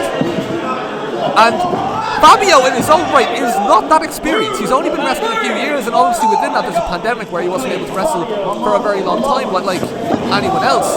But at no point does Fabio look inexperienced. I mean, he has a championship. That speaks for itself. A championship that he beat LJ Cleary to win, and obviously if you follow Phoenix, you're more than familiar with LJ Cleary. And you look at Sharp, and you look at Fabio, really very evenly matched. And Fabio, he's too quick for Sharp in the opening minute or two. He seems to be getting the better of him.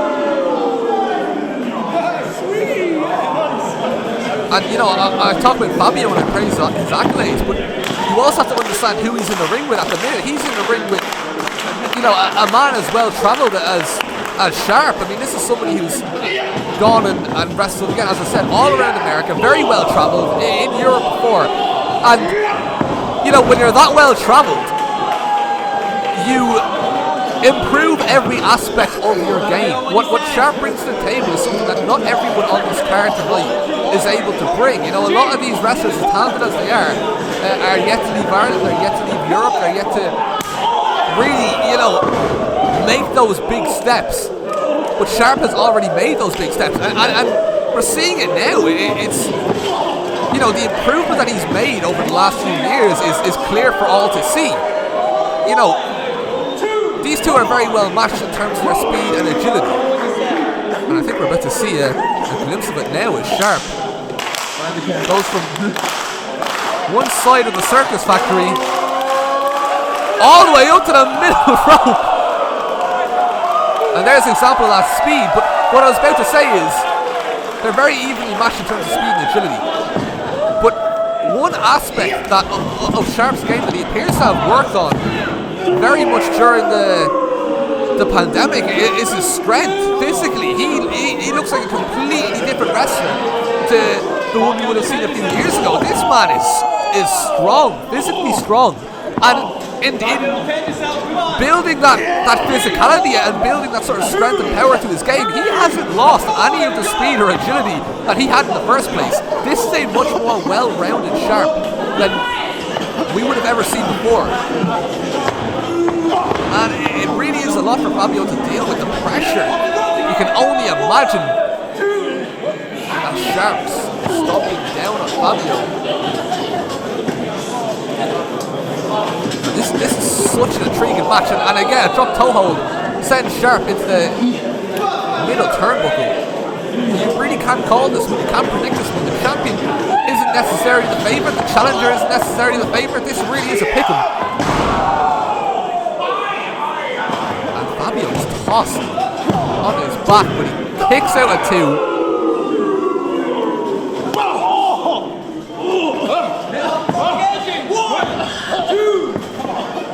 Strength advantage lies with Sharp, but you know, Fabio's used to that. Fabio's not scared of being the underdog.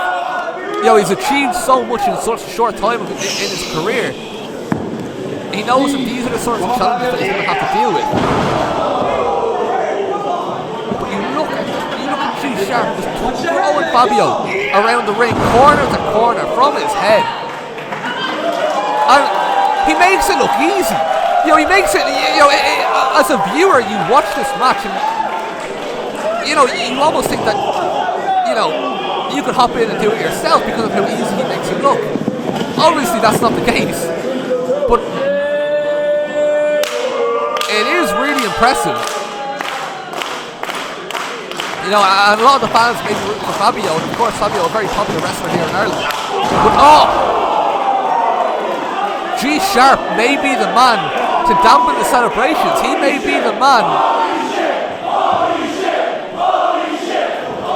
He may be the man that walks into Dublin, into Fight Factory on the 18th of December with the gold around his waist. And that's something as well that will definitely be playing into the mind of Fabio. You know, when you, and we've seen this before with the Titanic Championship, when you hold a championship that you defend primarily for another promotion, you do not want to lose that championship elsewhere, have to walk back into your own home empty-handed while the champion follows you in the door a few minutes later. Even though there's no shame to losing to G Sharp, there is a sense of shame in losing the championship, that it was your job to defend and it was your job to represent, you know, your school, your company. And if Fabio loses here tonight, then he will feel as though he hasn't held up his end of the bargain. He will feel as though, you know, he's perhaps let himself down. So there's a lot on the line here, and we're seeing Fabio, in fairness to him, he's holding his own. Right now we're seeing him connect several punches to the face of G Sharp.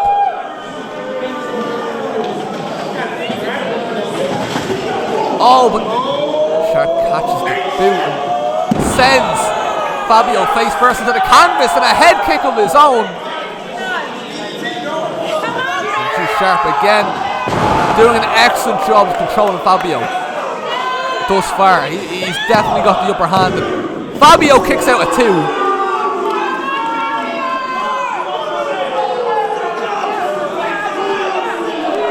G Sharp, he seems shocked, but I have to say, you know, when you come up against somebody such as Fabio, you really shouldn't be shocked when he kicks out of your you know, greatest moves, out of your, you know, your signature moves, your finishers. Fabio is somebody who is really the definition of durability. You know, not only does he have charisma, swagger, confidence, and style, etc., etc., durability is the key to Fabio's success, because oftentimes he will come up against people who are bigger than him, who are stronger than him, but he knows how to use the the abilities that he has and the weapons that he has in his arsenal to his advantage.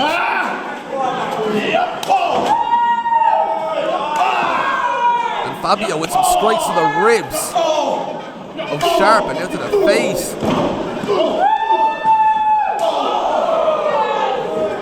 Really rocking G-Sharp. And Fabio into the ropes, but oh! Sharp, it looks like he's trying to catch a rear naked choke, but Fabio counters it. And Fabio really starting to find his rhythm here.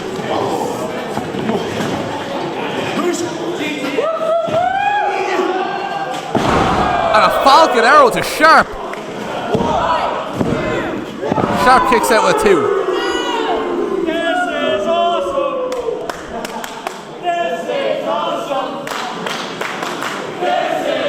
You know, Fabio, he has gone on record in the past to call himself the greatest Irish junior heavyweight champion of all time. And yeah, he's held it for a long time, there's no denying that, but I think if he wants to make that claim, he's going to have to back it up with excellent performances, excellent results. And so far, he is putting in a performance, and if he can get the result against Sharp here tonight, then, you know, he really is staking his claim and making his statement. Sharp, he's not down and out, but the tide does seem to have turned in favour of Fabio.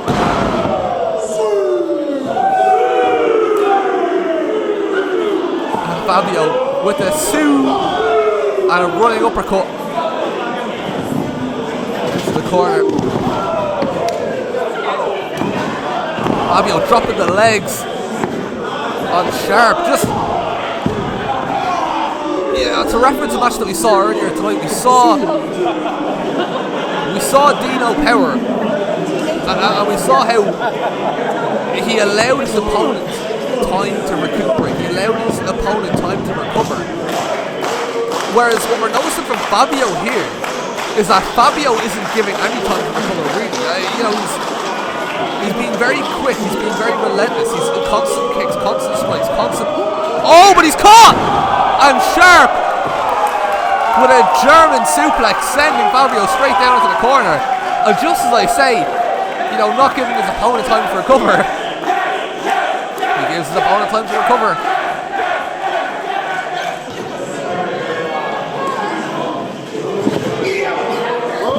Fabio lands on his feet from a suplex.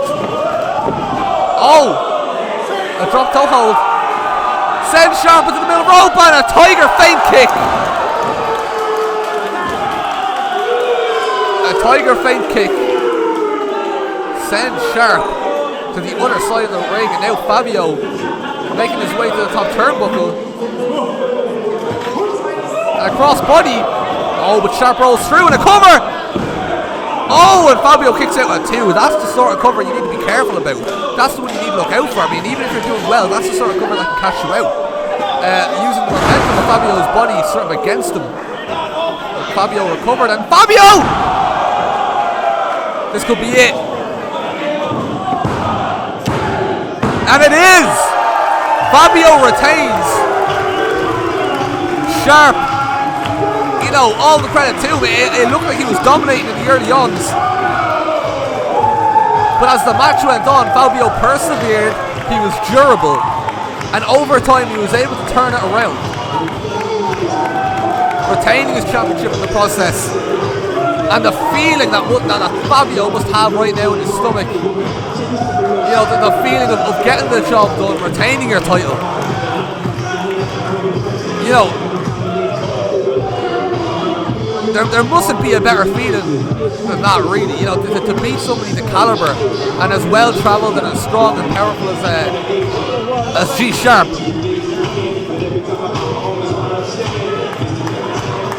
And Fabio extending the hand, showcasing his respect for Sharp, and of course that respect is mutual. A really great effort put in by both these men, showing what you need to basically put in to be fighting for that title. That title really is as prestigious as it gets in Irish wrestling. And an excellent performance put in by Fabio. Hopefully we see him again soon in Phoenix Wrestling, along with Gregory Sharp.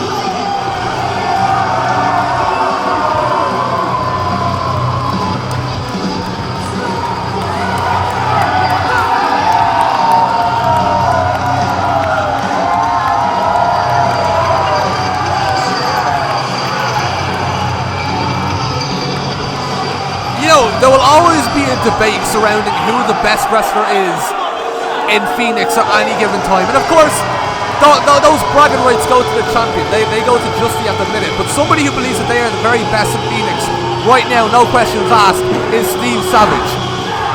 And there's many people who believe that he could be the next Phoenix wrestling champion if he gets an opportunity. Of course, he came up short in Limerick in a fatal four-way. But obviously in a fatal four-way, he has to keep his eye on Reardon, he has to keep his eye on LJ Cleary. But, you know, in singles competition, there are very few in Phoenix that can really stand toe-to-toe with Steve Savage. He operates on an incredibly high level.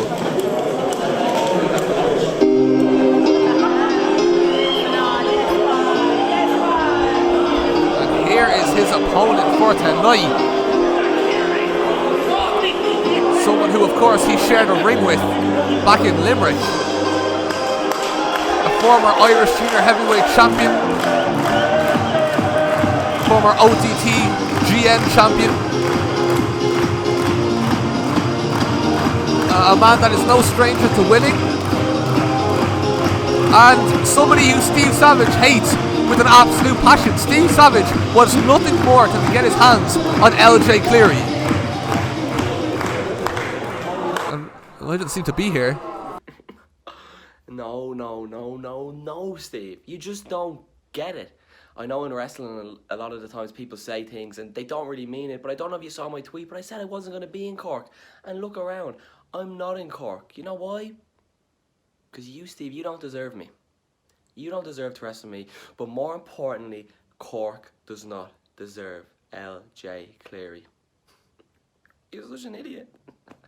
I'll see you next year. Steve Savage. LJ Cleary's just not shown up. He's just not shown up. Oh my God. Do you people know who that is? That's LJ Cleary. He's the best wrestler in Europe. Do you think you dirtbags deserve LJ Cleary? But you know, the only thing that's worse than a dirtbag from Cork is a dirtbag from Limerick. Come in the fucking ring! Steve fucking Savage!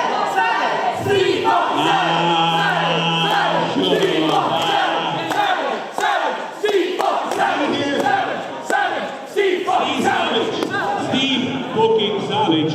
LJ Cleary will face you on his terms when he's ready, and definitely not in a shithole like Cork. See you next year, brother. See you next year.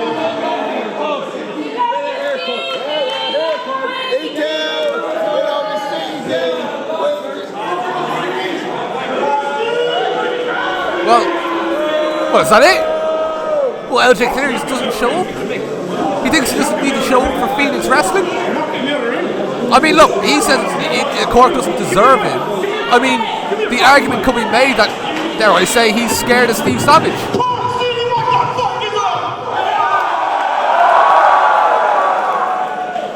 See, it was just a 20-year fucking prick that showed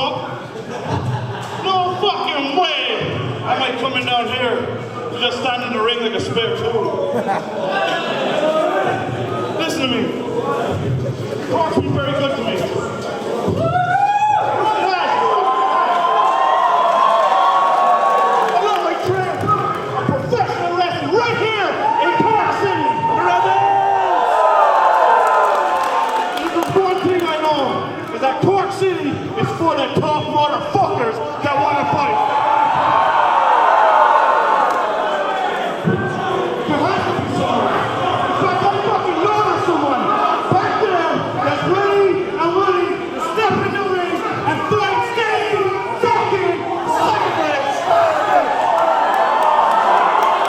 Well, we do have a very hungry roster here at Phoenix Wrestling, and oh!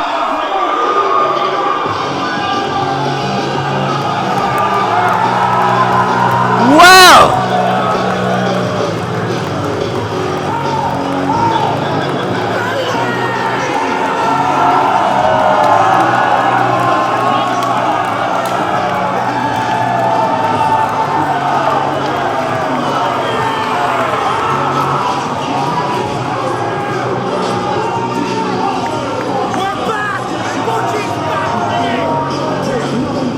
May not be from Cork, but he is from Armstrong country, and that is as tough a place as you could ever be from. And you know, you can argue whether LJ clearly is cowardly. You can argue whether he you know just hates Cork or he genuinely believes that the Cork people don't deserve him. You're entitled to your opinion. I know what mine is. But one person whose courage you can't deny, one person who you could never associate with the word cowardly or cowardice, is this man right here, Butch Armstrong. Butch Armstrong fears no man. Butch Armstrong, if he sees half an opportunity to fight someone, he will take it, especially someone the caliber of Steve Savage. And look, it's intimidating. It's intimidating going up against somebody like Steve Savage. Steve Savage is a killer. But when you're Butch Armstrong, you know, an opponent's an opponent.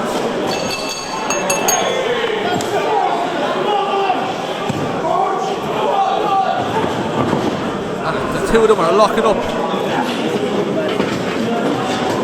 What? Like, you have to, there's no denying the credibility or the courage of Steve Savage either. I mean, to put out an open challenge means you're putting yourself in a whole world of danger with this Phoenix roster. And it also means that you have absolutely no time to prepare for your opponent or adjust your style to the opponent that you're going to be facing. But when you're throwing kicks like that, it doesn't matter who your opponent is, it's going to hurt. But Butch Armstrong is already back to his feet.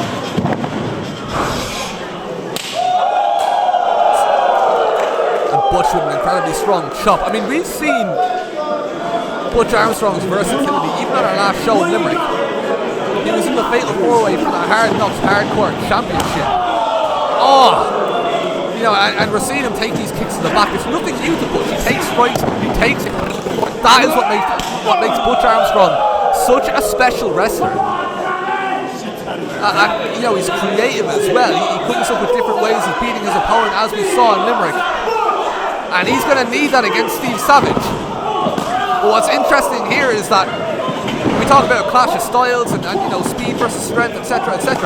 But these are two brawlers. These are two men who hit hard, get hit and keep coming. These are two men who, you know, they're always up for it. Their styles match up very well. And it's very interesting to see which way this goes. Oh, and a stiff chop by Butch. Middle rope, knocking Steve Savage to the apron. You know, for Butch Armstrong, a win over Steve Savage shoots him up the Phoenix Wrestling food chain. But for Steve Savage, what this is about rebuilding. You know, he's just had a world title match and he lost, he came up short. You know, when you're in that situation, the goal from then on is to rebuild. That's not an easy thing to do. Not only physically do you have to come in after a war like that and then try and beat Butch Armstrong on zero notice, but you also have to rebuild yourself mentally. And dropping Butch Armstrong on the hardest part of the ring. I mean, we're talking about the physical toughness of Steve Savage, the mental toughness of Steve Savage, and the challenge of having to build himself back up. I mean, he's going to have to build himself back up with a win, and that's how you do it, you know, ruthlessness. That's the word that I would use to describe Steve Savage. It's the word I would use to describe Butch Armstrong. In fairness to Butch as well. These are two ruthless men. These are two men who are really as tough as nails.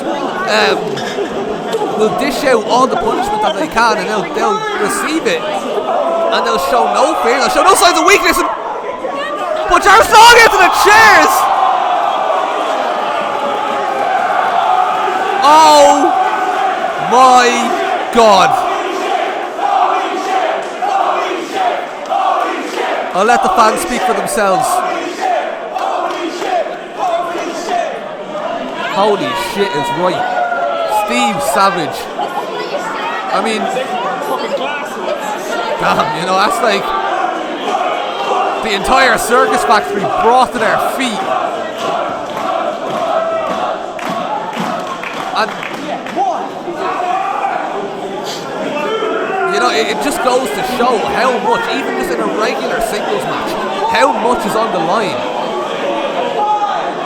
for Steve Savage and Butch Armstrong. It's not a title fight, but it might as well be. I mean, you are taking on a top contender. You know, in the eyes of Steve Savage, he's taking on Butch Armstrong, somebody who's been building his way up to the top for a long time now. You know, in the eyes of Butch Armstrong, they're taking on Steve Savage, somebody who's been a mainstay here in Phoenix Wrestling for years, and somebody who really only the best can beat, and even then they struggle. And you're also, I mean, we talk about durability. It's easy to call anybody durable, but there's evidence in the case of Steve Savage when he came back from that torn meniscus and, you know, MCL, ACL injuries. Just, you know, Steve Savage has been through it all. But it's a testament to how badly he wants success in Phoenix Wrestling, how badly he wants gold, how much he's willing to put himself through to be thrown across those chairs, and to already be not only back up on your feet, but to be, you know, on the upper end of this fight. Although you see Butch Armstrong fighting back on the top turnbuckle, and a headbutt Steve Savage sends Steve Savage down into the middle of the ring. What's Butch going for here? He's on the top turnbuckle, not an area you associate Butch with. And there is why Steve Savage just throwing him off the top.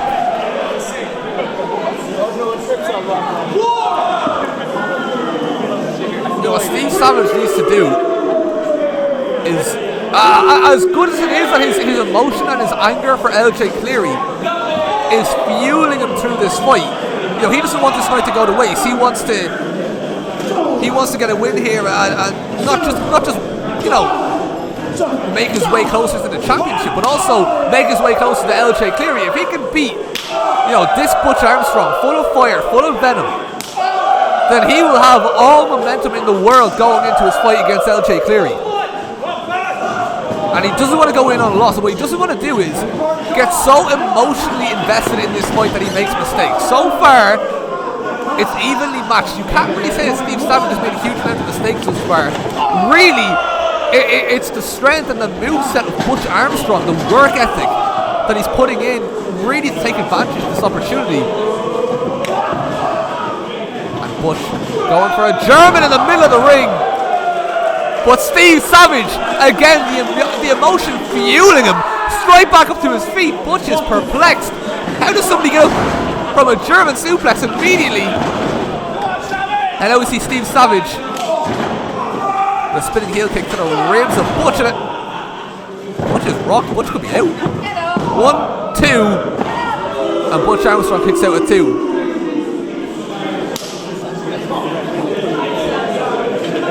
Steve Savage, he's going to be wondering what's it going to take to put away Butch Armstrong. He's throwing with forearms, spinning back fists, throwing everything he can. I'm going for a Falcon Arrow in the middle of the ring. And Butch kicks out a 1, and now Butch is full of adrenaline, and now Butch gets up to his feet after taking a devastating move. I mean, these are the fights that you come to see. Each man throwing their absolute best at the other. Stiff chops, stiff strikes, stiff slams, Bodies being thrown onto chairs, onto ring aprons. I don't envy either of these men right now. And Steve Savage kicks out at 2.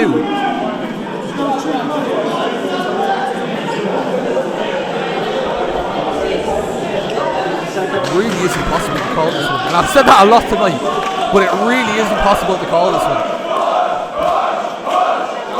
The fans, I mean, you know, the fans are rooting for Butch. The reality is, both of these men are incredibly likeable. Very easy to root for, very easy to support because of how long they've been around and because of all the work they constantly put in. Butch Armstrong, for a lot of his Phoenix career, you have to remember, was a tag team competitor, be it with the Armstrongs or with the Resurgence. So for him, his singles career is still something that is yet to really take off to the main event. What's going on here? Oh! Off the top! Butch Armstrong! And I thought that was it. I thought he was going to beat Steve Savage there and then. I mean, this is just devastating. You can see the effects on the face of Butch and Steve Savage. Now, they'll try and you know, play a brave face and you know, not show any pain, not show that it's hurting them, but you know that if they're in any way human, they really are feeling the effects of this war. That's what it is, the cutter by Steve Savage out of nowhere, catching Butch Armstrong, and Butch in the middle of the ring. Perhaps Steve Savage could have gone for a cover there. That could have been the better decision maybe, but who am I to question Steve Savage? Steve Savage up off the top turnbuckle. What's he going for here? A senton off the top! And oh no, Butch counters it! And Butch gets it! Butch gets it! Well!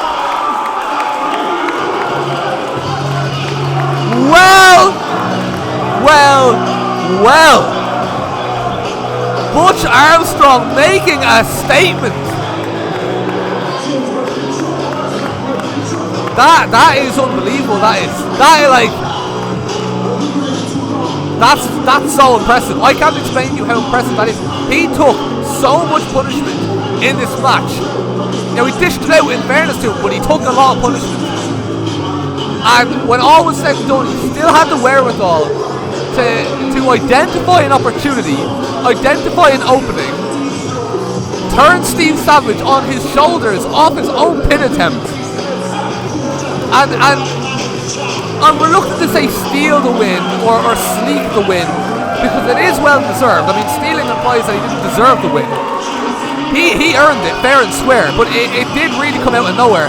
And Steve Savage, of course, showing his respect, showing his appreciation. And you wonder, what's next for Butch after that? Will Butch want a shot at the Hard Knocks Championship? Will Butch want world title opportunities? You know, it's really, really interesting to see.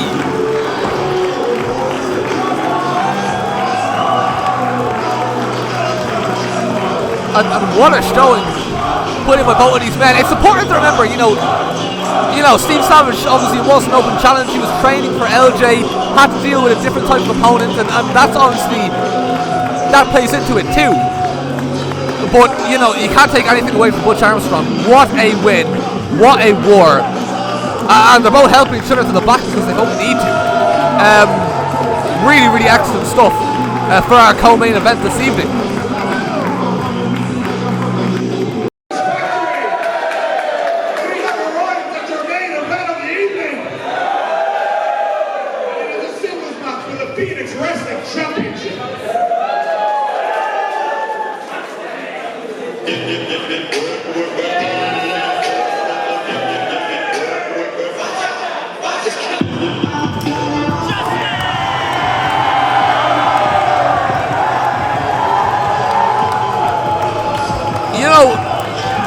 During a pandemic, during times like these, you don't tend to get a lot of feel-good stories out of it. You know, you don't tend to get a lot of happiness, a lot of joy, but one feel-good story from 2021 that will go down in history is that of Justy winning for the first time in his career a world championship. He's been doing this not just for years, for decades. And it was last October in Limerick City when he finally won the Phoenix Wrestling Championship by outlasting 3 other men in a fatal 4-way. One of which we just saw, Steve Savage, we know how tough he is. One of which being LJ Cleary, we know how skilled LJ Cleary is. But the other being this man.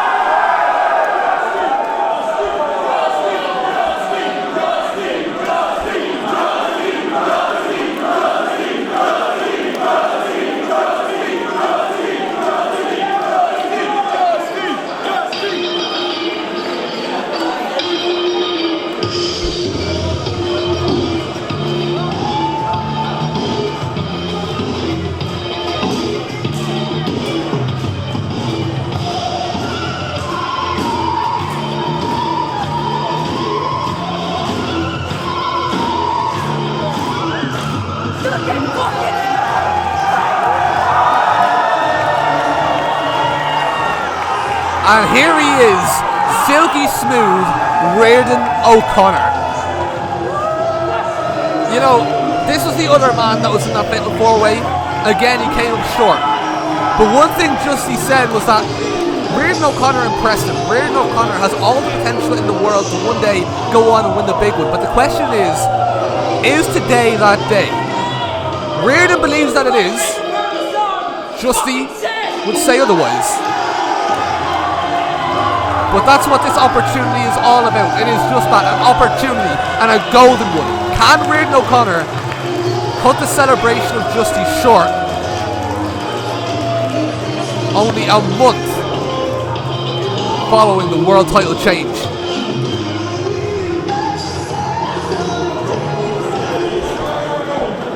Cork City, make some noise for the main event of the evening!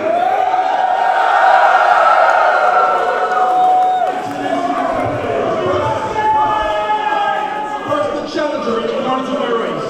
From silky smooth Cork City.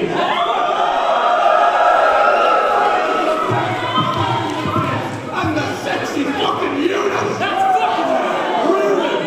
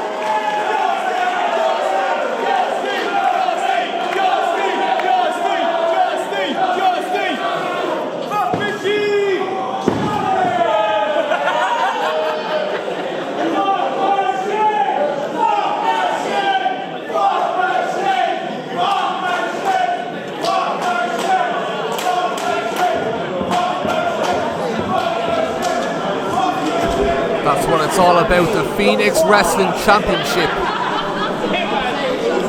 Both of these men.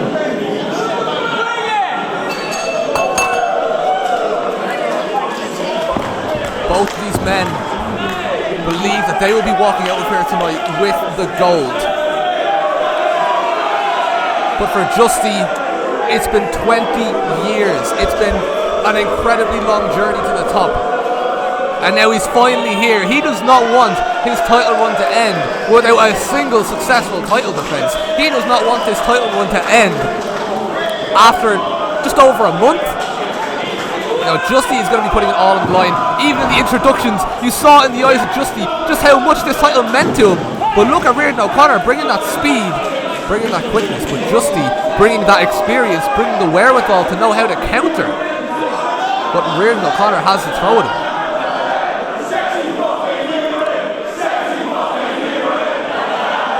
The fans are backing Reardon O'Connor, and again, I feel like this is a running team of tonight. I've said it more times than I can count, but it's true. There's a lot of prospects here at Phoenix Wrestling, Reardon O'Connor being one of them, who, despite their inexperience, despite their lack of time in the ring, despite their lack of time wrestling, have shown so much in such a short time. Is it too much to expect Reardon O'Connor to beat Justy and become only the second ever Phoenix Wrestling Champion? It's a big ask, but I think you would be naive to say that it's an impossible task. I think you'd be naive to say that Reardon O'Connor doesn't stand a chance of beating Justy here tonight. I would say that he stands a chance. Is he the favourite? No, based off experience.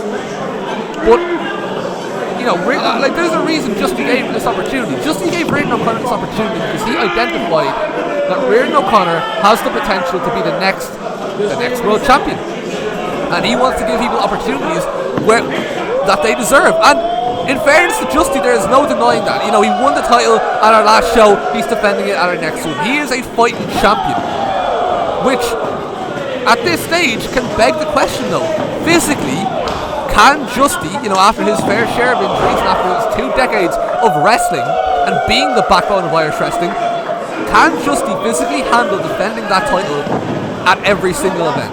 Can Justy physically handle the demand of defending your title as regularly as he wants to defend it?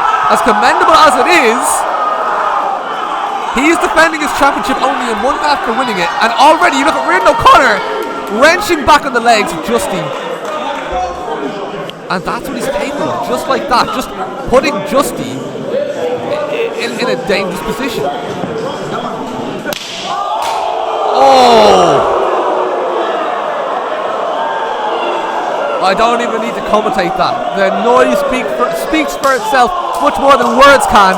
But Reardon O'Connor firing back with more chops for the fans to enjoy or grimace at, depending on how you react to these things. And Reardon O'Connor sweeping Justy off his feet. Justy in the corner now. And an uppercut. You know, the question is this too much too soon for Reardon O'Connor? As great as it is for him to be getting this opportunity, is it too much too soon? Should he be facing somebody further down the card and developing his skills and developing his game, or is he ready? You know, he's going to say that he's ready, but of course he's going to say he's ready. He's not going to turn around and say, I'm not ready. No one does that. But I believe that Reardon O'Connor's confidence is genuine. I believe he genuinely does see himself walking out tonight with the gold. But obviously, if you're Justy, you will do anything in your power to prevent that from happening. That being one of them. And Reardon O'Connor's body is being tossed around like a rag doll, one side of the ring to the other, as the fans cheer on Silky Smooth, but Silky Smooth getting a knee to the face, really adjusting his jaw there for a second. Justy lifts him up for a suplex. The blood rushing to the head of Reardon O'Connor, a very deliberate move by Justy, making that suplex as slow and as painful as possible for Reardon O'Connor to deal with. And Reardon kicks out at 2, but when you're in that position and the blood rushes to your head, it can often discombobulate you, it can often knock you off your senses, disorientate you just a little bit. And that's what Justy's going to try and do. He's going to try and sort of disorientate Reardon O'Connor and try and sort of knock him off his game wherever possible, because you know, we call him Silky Smooth. You know, obviously the reference is to the hair, very silky smooth hair, no denying that. But what's also silky smooth about Reardon O'Connor is his movement. His movement is, by definition, silky smooth. He's so clean, he's so crisp with how he makes his way around the ring and how he can cause problems for his opponents using quickness, using speed. And that could be an area where he catches Justy. For all of Justy's, you know, ability and knowledge and everything that he possesses, speed is something you lose as you get older. Speed is something you lose over 20 years of wrestling. But when you're at the stage of your career, when you're at the age that Reardon O'Connor is at, it's really at its peak. If even that, you know, it's a way that Reardon O'Connor can catch Justy out, and potentially we just saw in the last match what happened with Butch Armstrong. Oh my god, I don't even want to know what Justy's going for here. But Reardon O'Connor clinging to that top rope for dear life. And now an elbow to the head of Justy. And oh! A DDT to the ring apron, sending Justy head first down to the hardest part of the ring. You know, what I was saying earlier was that we saw in the last match just how, you know, one piece of quick movement, quick thinking, you know, a counter from one pin into another can change the entire game. It can put an entire match in its head. In the case of Reardon O'Connor, he doesn't seem to be going for a quick counter or a quick pin. He's really dishing out the damage to Justy here. And oh no, he's caught. And oh! I'm gonna be dead honest with you. From my vantage point, I couldn't quite catch what that was because everyone in the arena is standing up. I could hear it though, and the noise of that was really all I needed to measure in my own mind how painful that must have been. All I'll say is, whatever move that was, it sounded like whoever took it is not getting up anytime soon. But when the championship is on the line, you have no choice but to get up soon. You have no choice but to get up as quick as you can. Otherwise, this golden opportunity that's incredibly difficult to earn as it is slips through your fingers and you're back to square one. And then you go home at the end of the night full of regret that despite your best efforts, you couldn't get the job done. And that's not a feeling that either of these men will want to experience. Whether it's Justy's first title defense, whether it's Reardon O'Connor's first ever singles opportunity at gold, neither man will want to experience that feeling.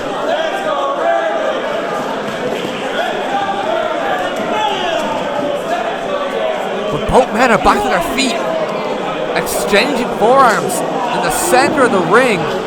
And you'd imagine Justy probably has a strength advantage.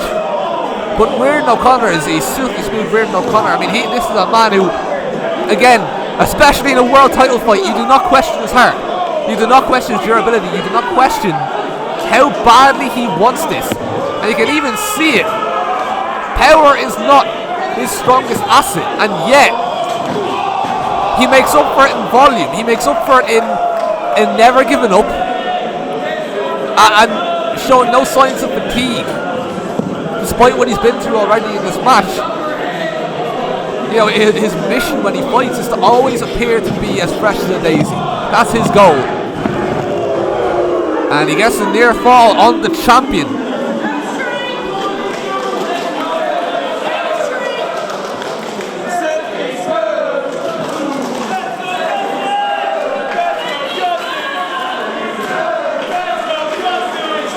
Silky smooth. He's very much still in the fight. I mean, you wouldn't even really look at him as an underdog thus far. He's held his own. He's really held up his end of the bargain. And a backslide. Thought that could have been it. Again, this is what Justy does really well. Look at this. Rolling Reardon into a pretzel. And now it's Justy going for the quick covers. You know, at the start of this fight, I predicted it was going to be Reardon O'Connor.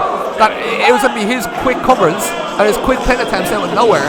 That would be his strength. But Justy, and a sling blade, and Justy appears to be the one resorting to quick pinfall attempts.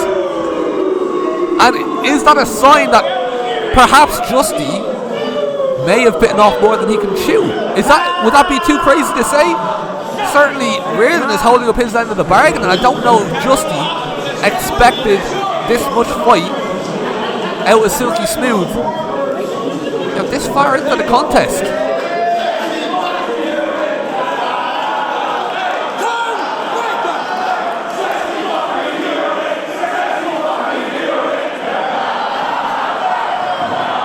Yeah. Oh! Over the top goes Silky Smooth. Could have done some serious damage. What's just over here? Suicide dive! Wiping out Reardon O'Connor. And, you know, I have to say, normally, suicide dives aren't... you wouldn't associate that with Justy. more than anyone else, but this just goes to show how much the title means to Justy. He will put his body on the line. He will do everything he can, even if it's uncharacteristic, even if it's not something he normally does, normally pulls out of his arsenal.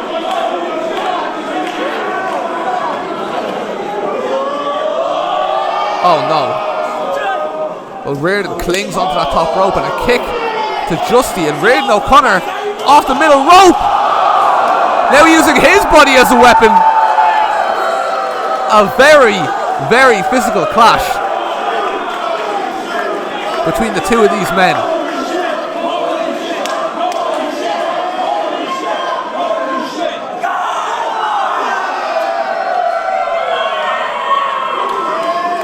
The crowd really getting their money's worth here tonight. I mean, you wouldn't expect anything less considering what's on the line.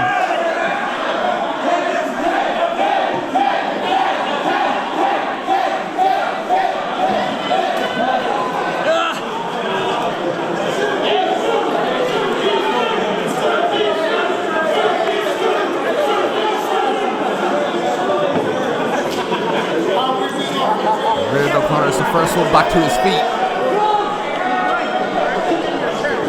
Now Justy's back up to his, and oh, Justy hits him with the Alabama slam, and this could be it. Oh, Reardon O'Connor kicks out at 2. Reardon O'Connor kicks out at 2.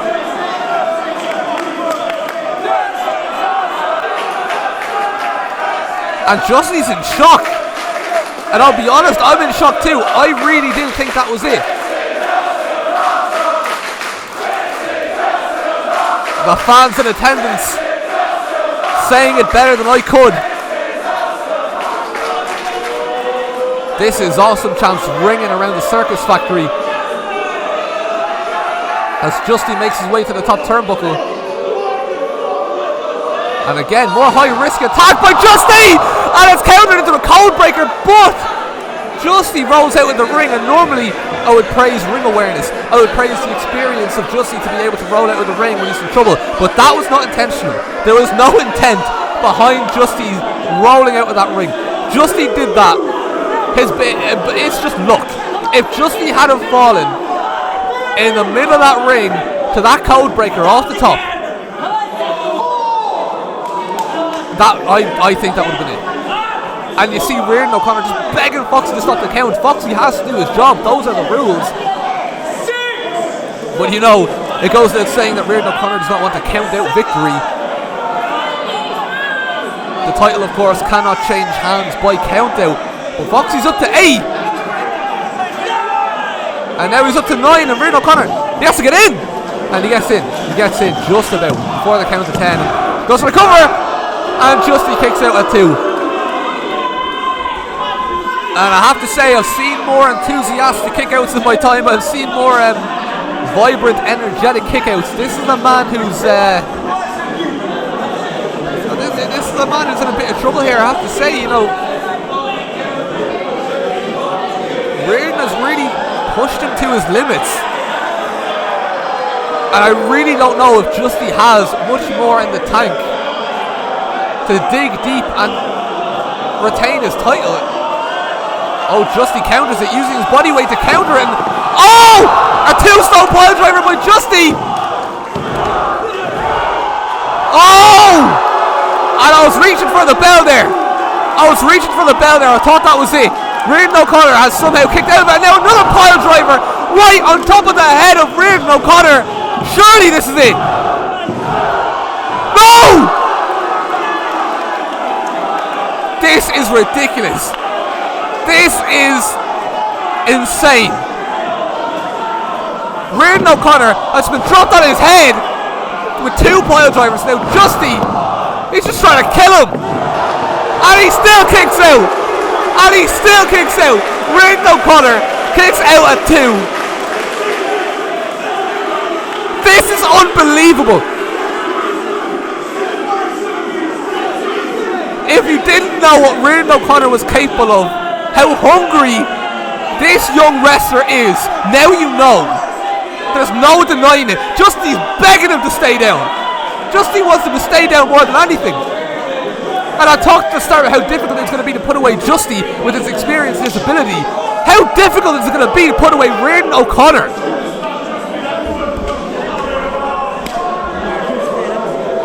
And the chops that Reardon O'Connor is throwing at Justy, there's really nothing behind them. Justy's looking at Foxy, almost asking Foxy to stop it for the safety of Reardon O'Connor. Is this a chicken wing? It looks like it is. Has he got it locked in? Is Reardon O'Connor going to tap? You know Reardon O'Connor. Oh! He taps! Reardon O'Connor loses by submission.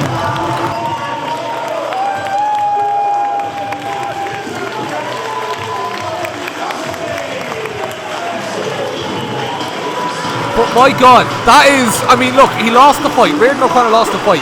But at this stage in his career, or any stage in his career, to be putting in that effort, to be putting in that fight, to kick out of not one, but two pile drivers, and just getting slammed and ragdolled.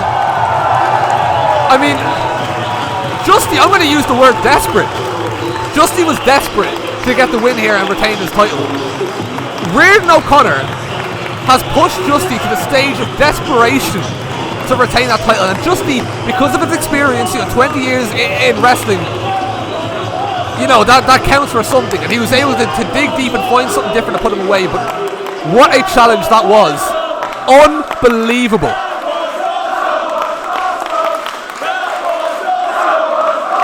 And just listen to these fans. It was. That was an unbelievable main event. And fair play to Justy, but fair play to Silky Smooth Reardon O'Connor. Really making a name for himself tonight.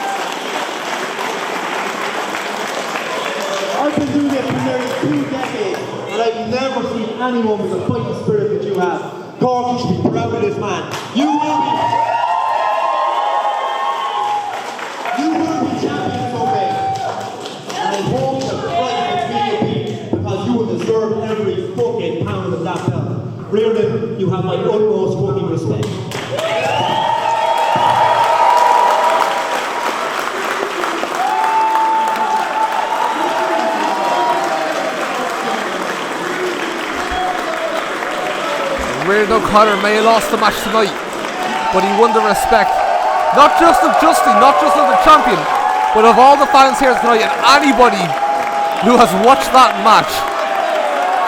What a performance from Reardon O'Connor. And on any other day with any other champion, Silky Smooth would be walking out with the gold. Thank you everyone for joining us here for Phoenix Wrestling, not far from home. And we will see you again very, very soon.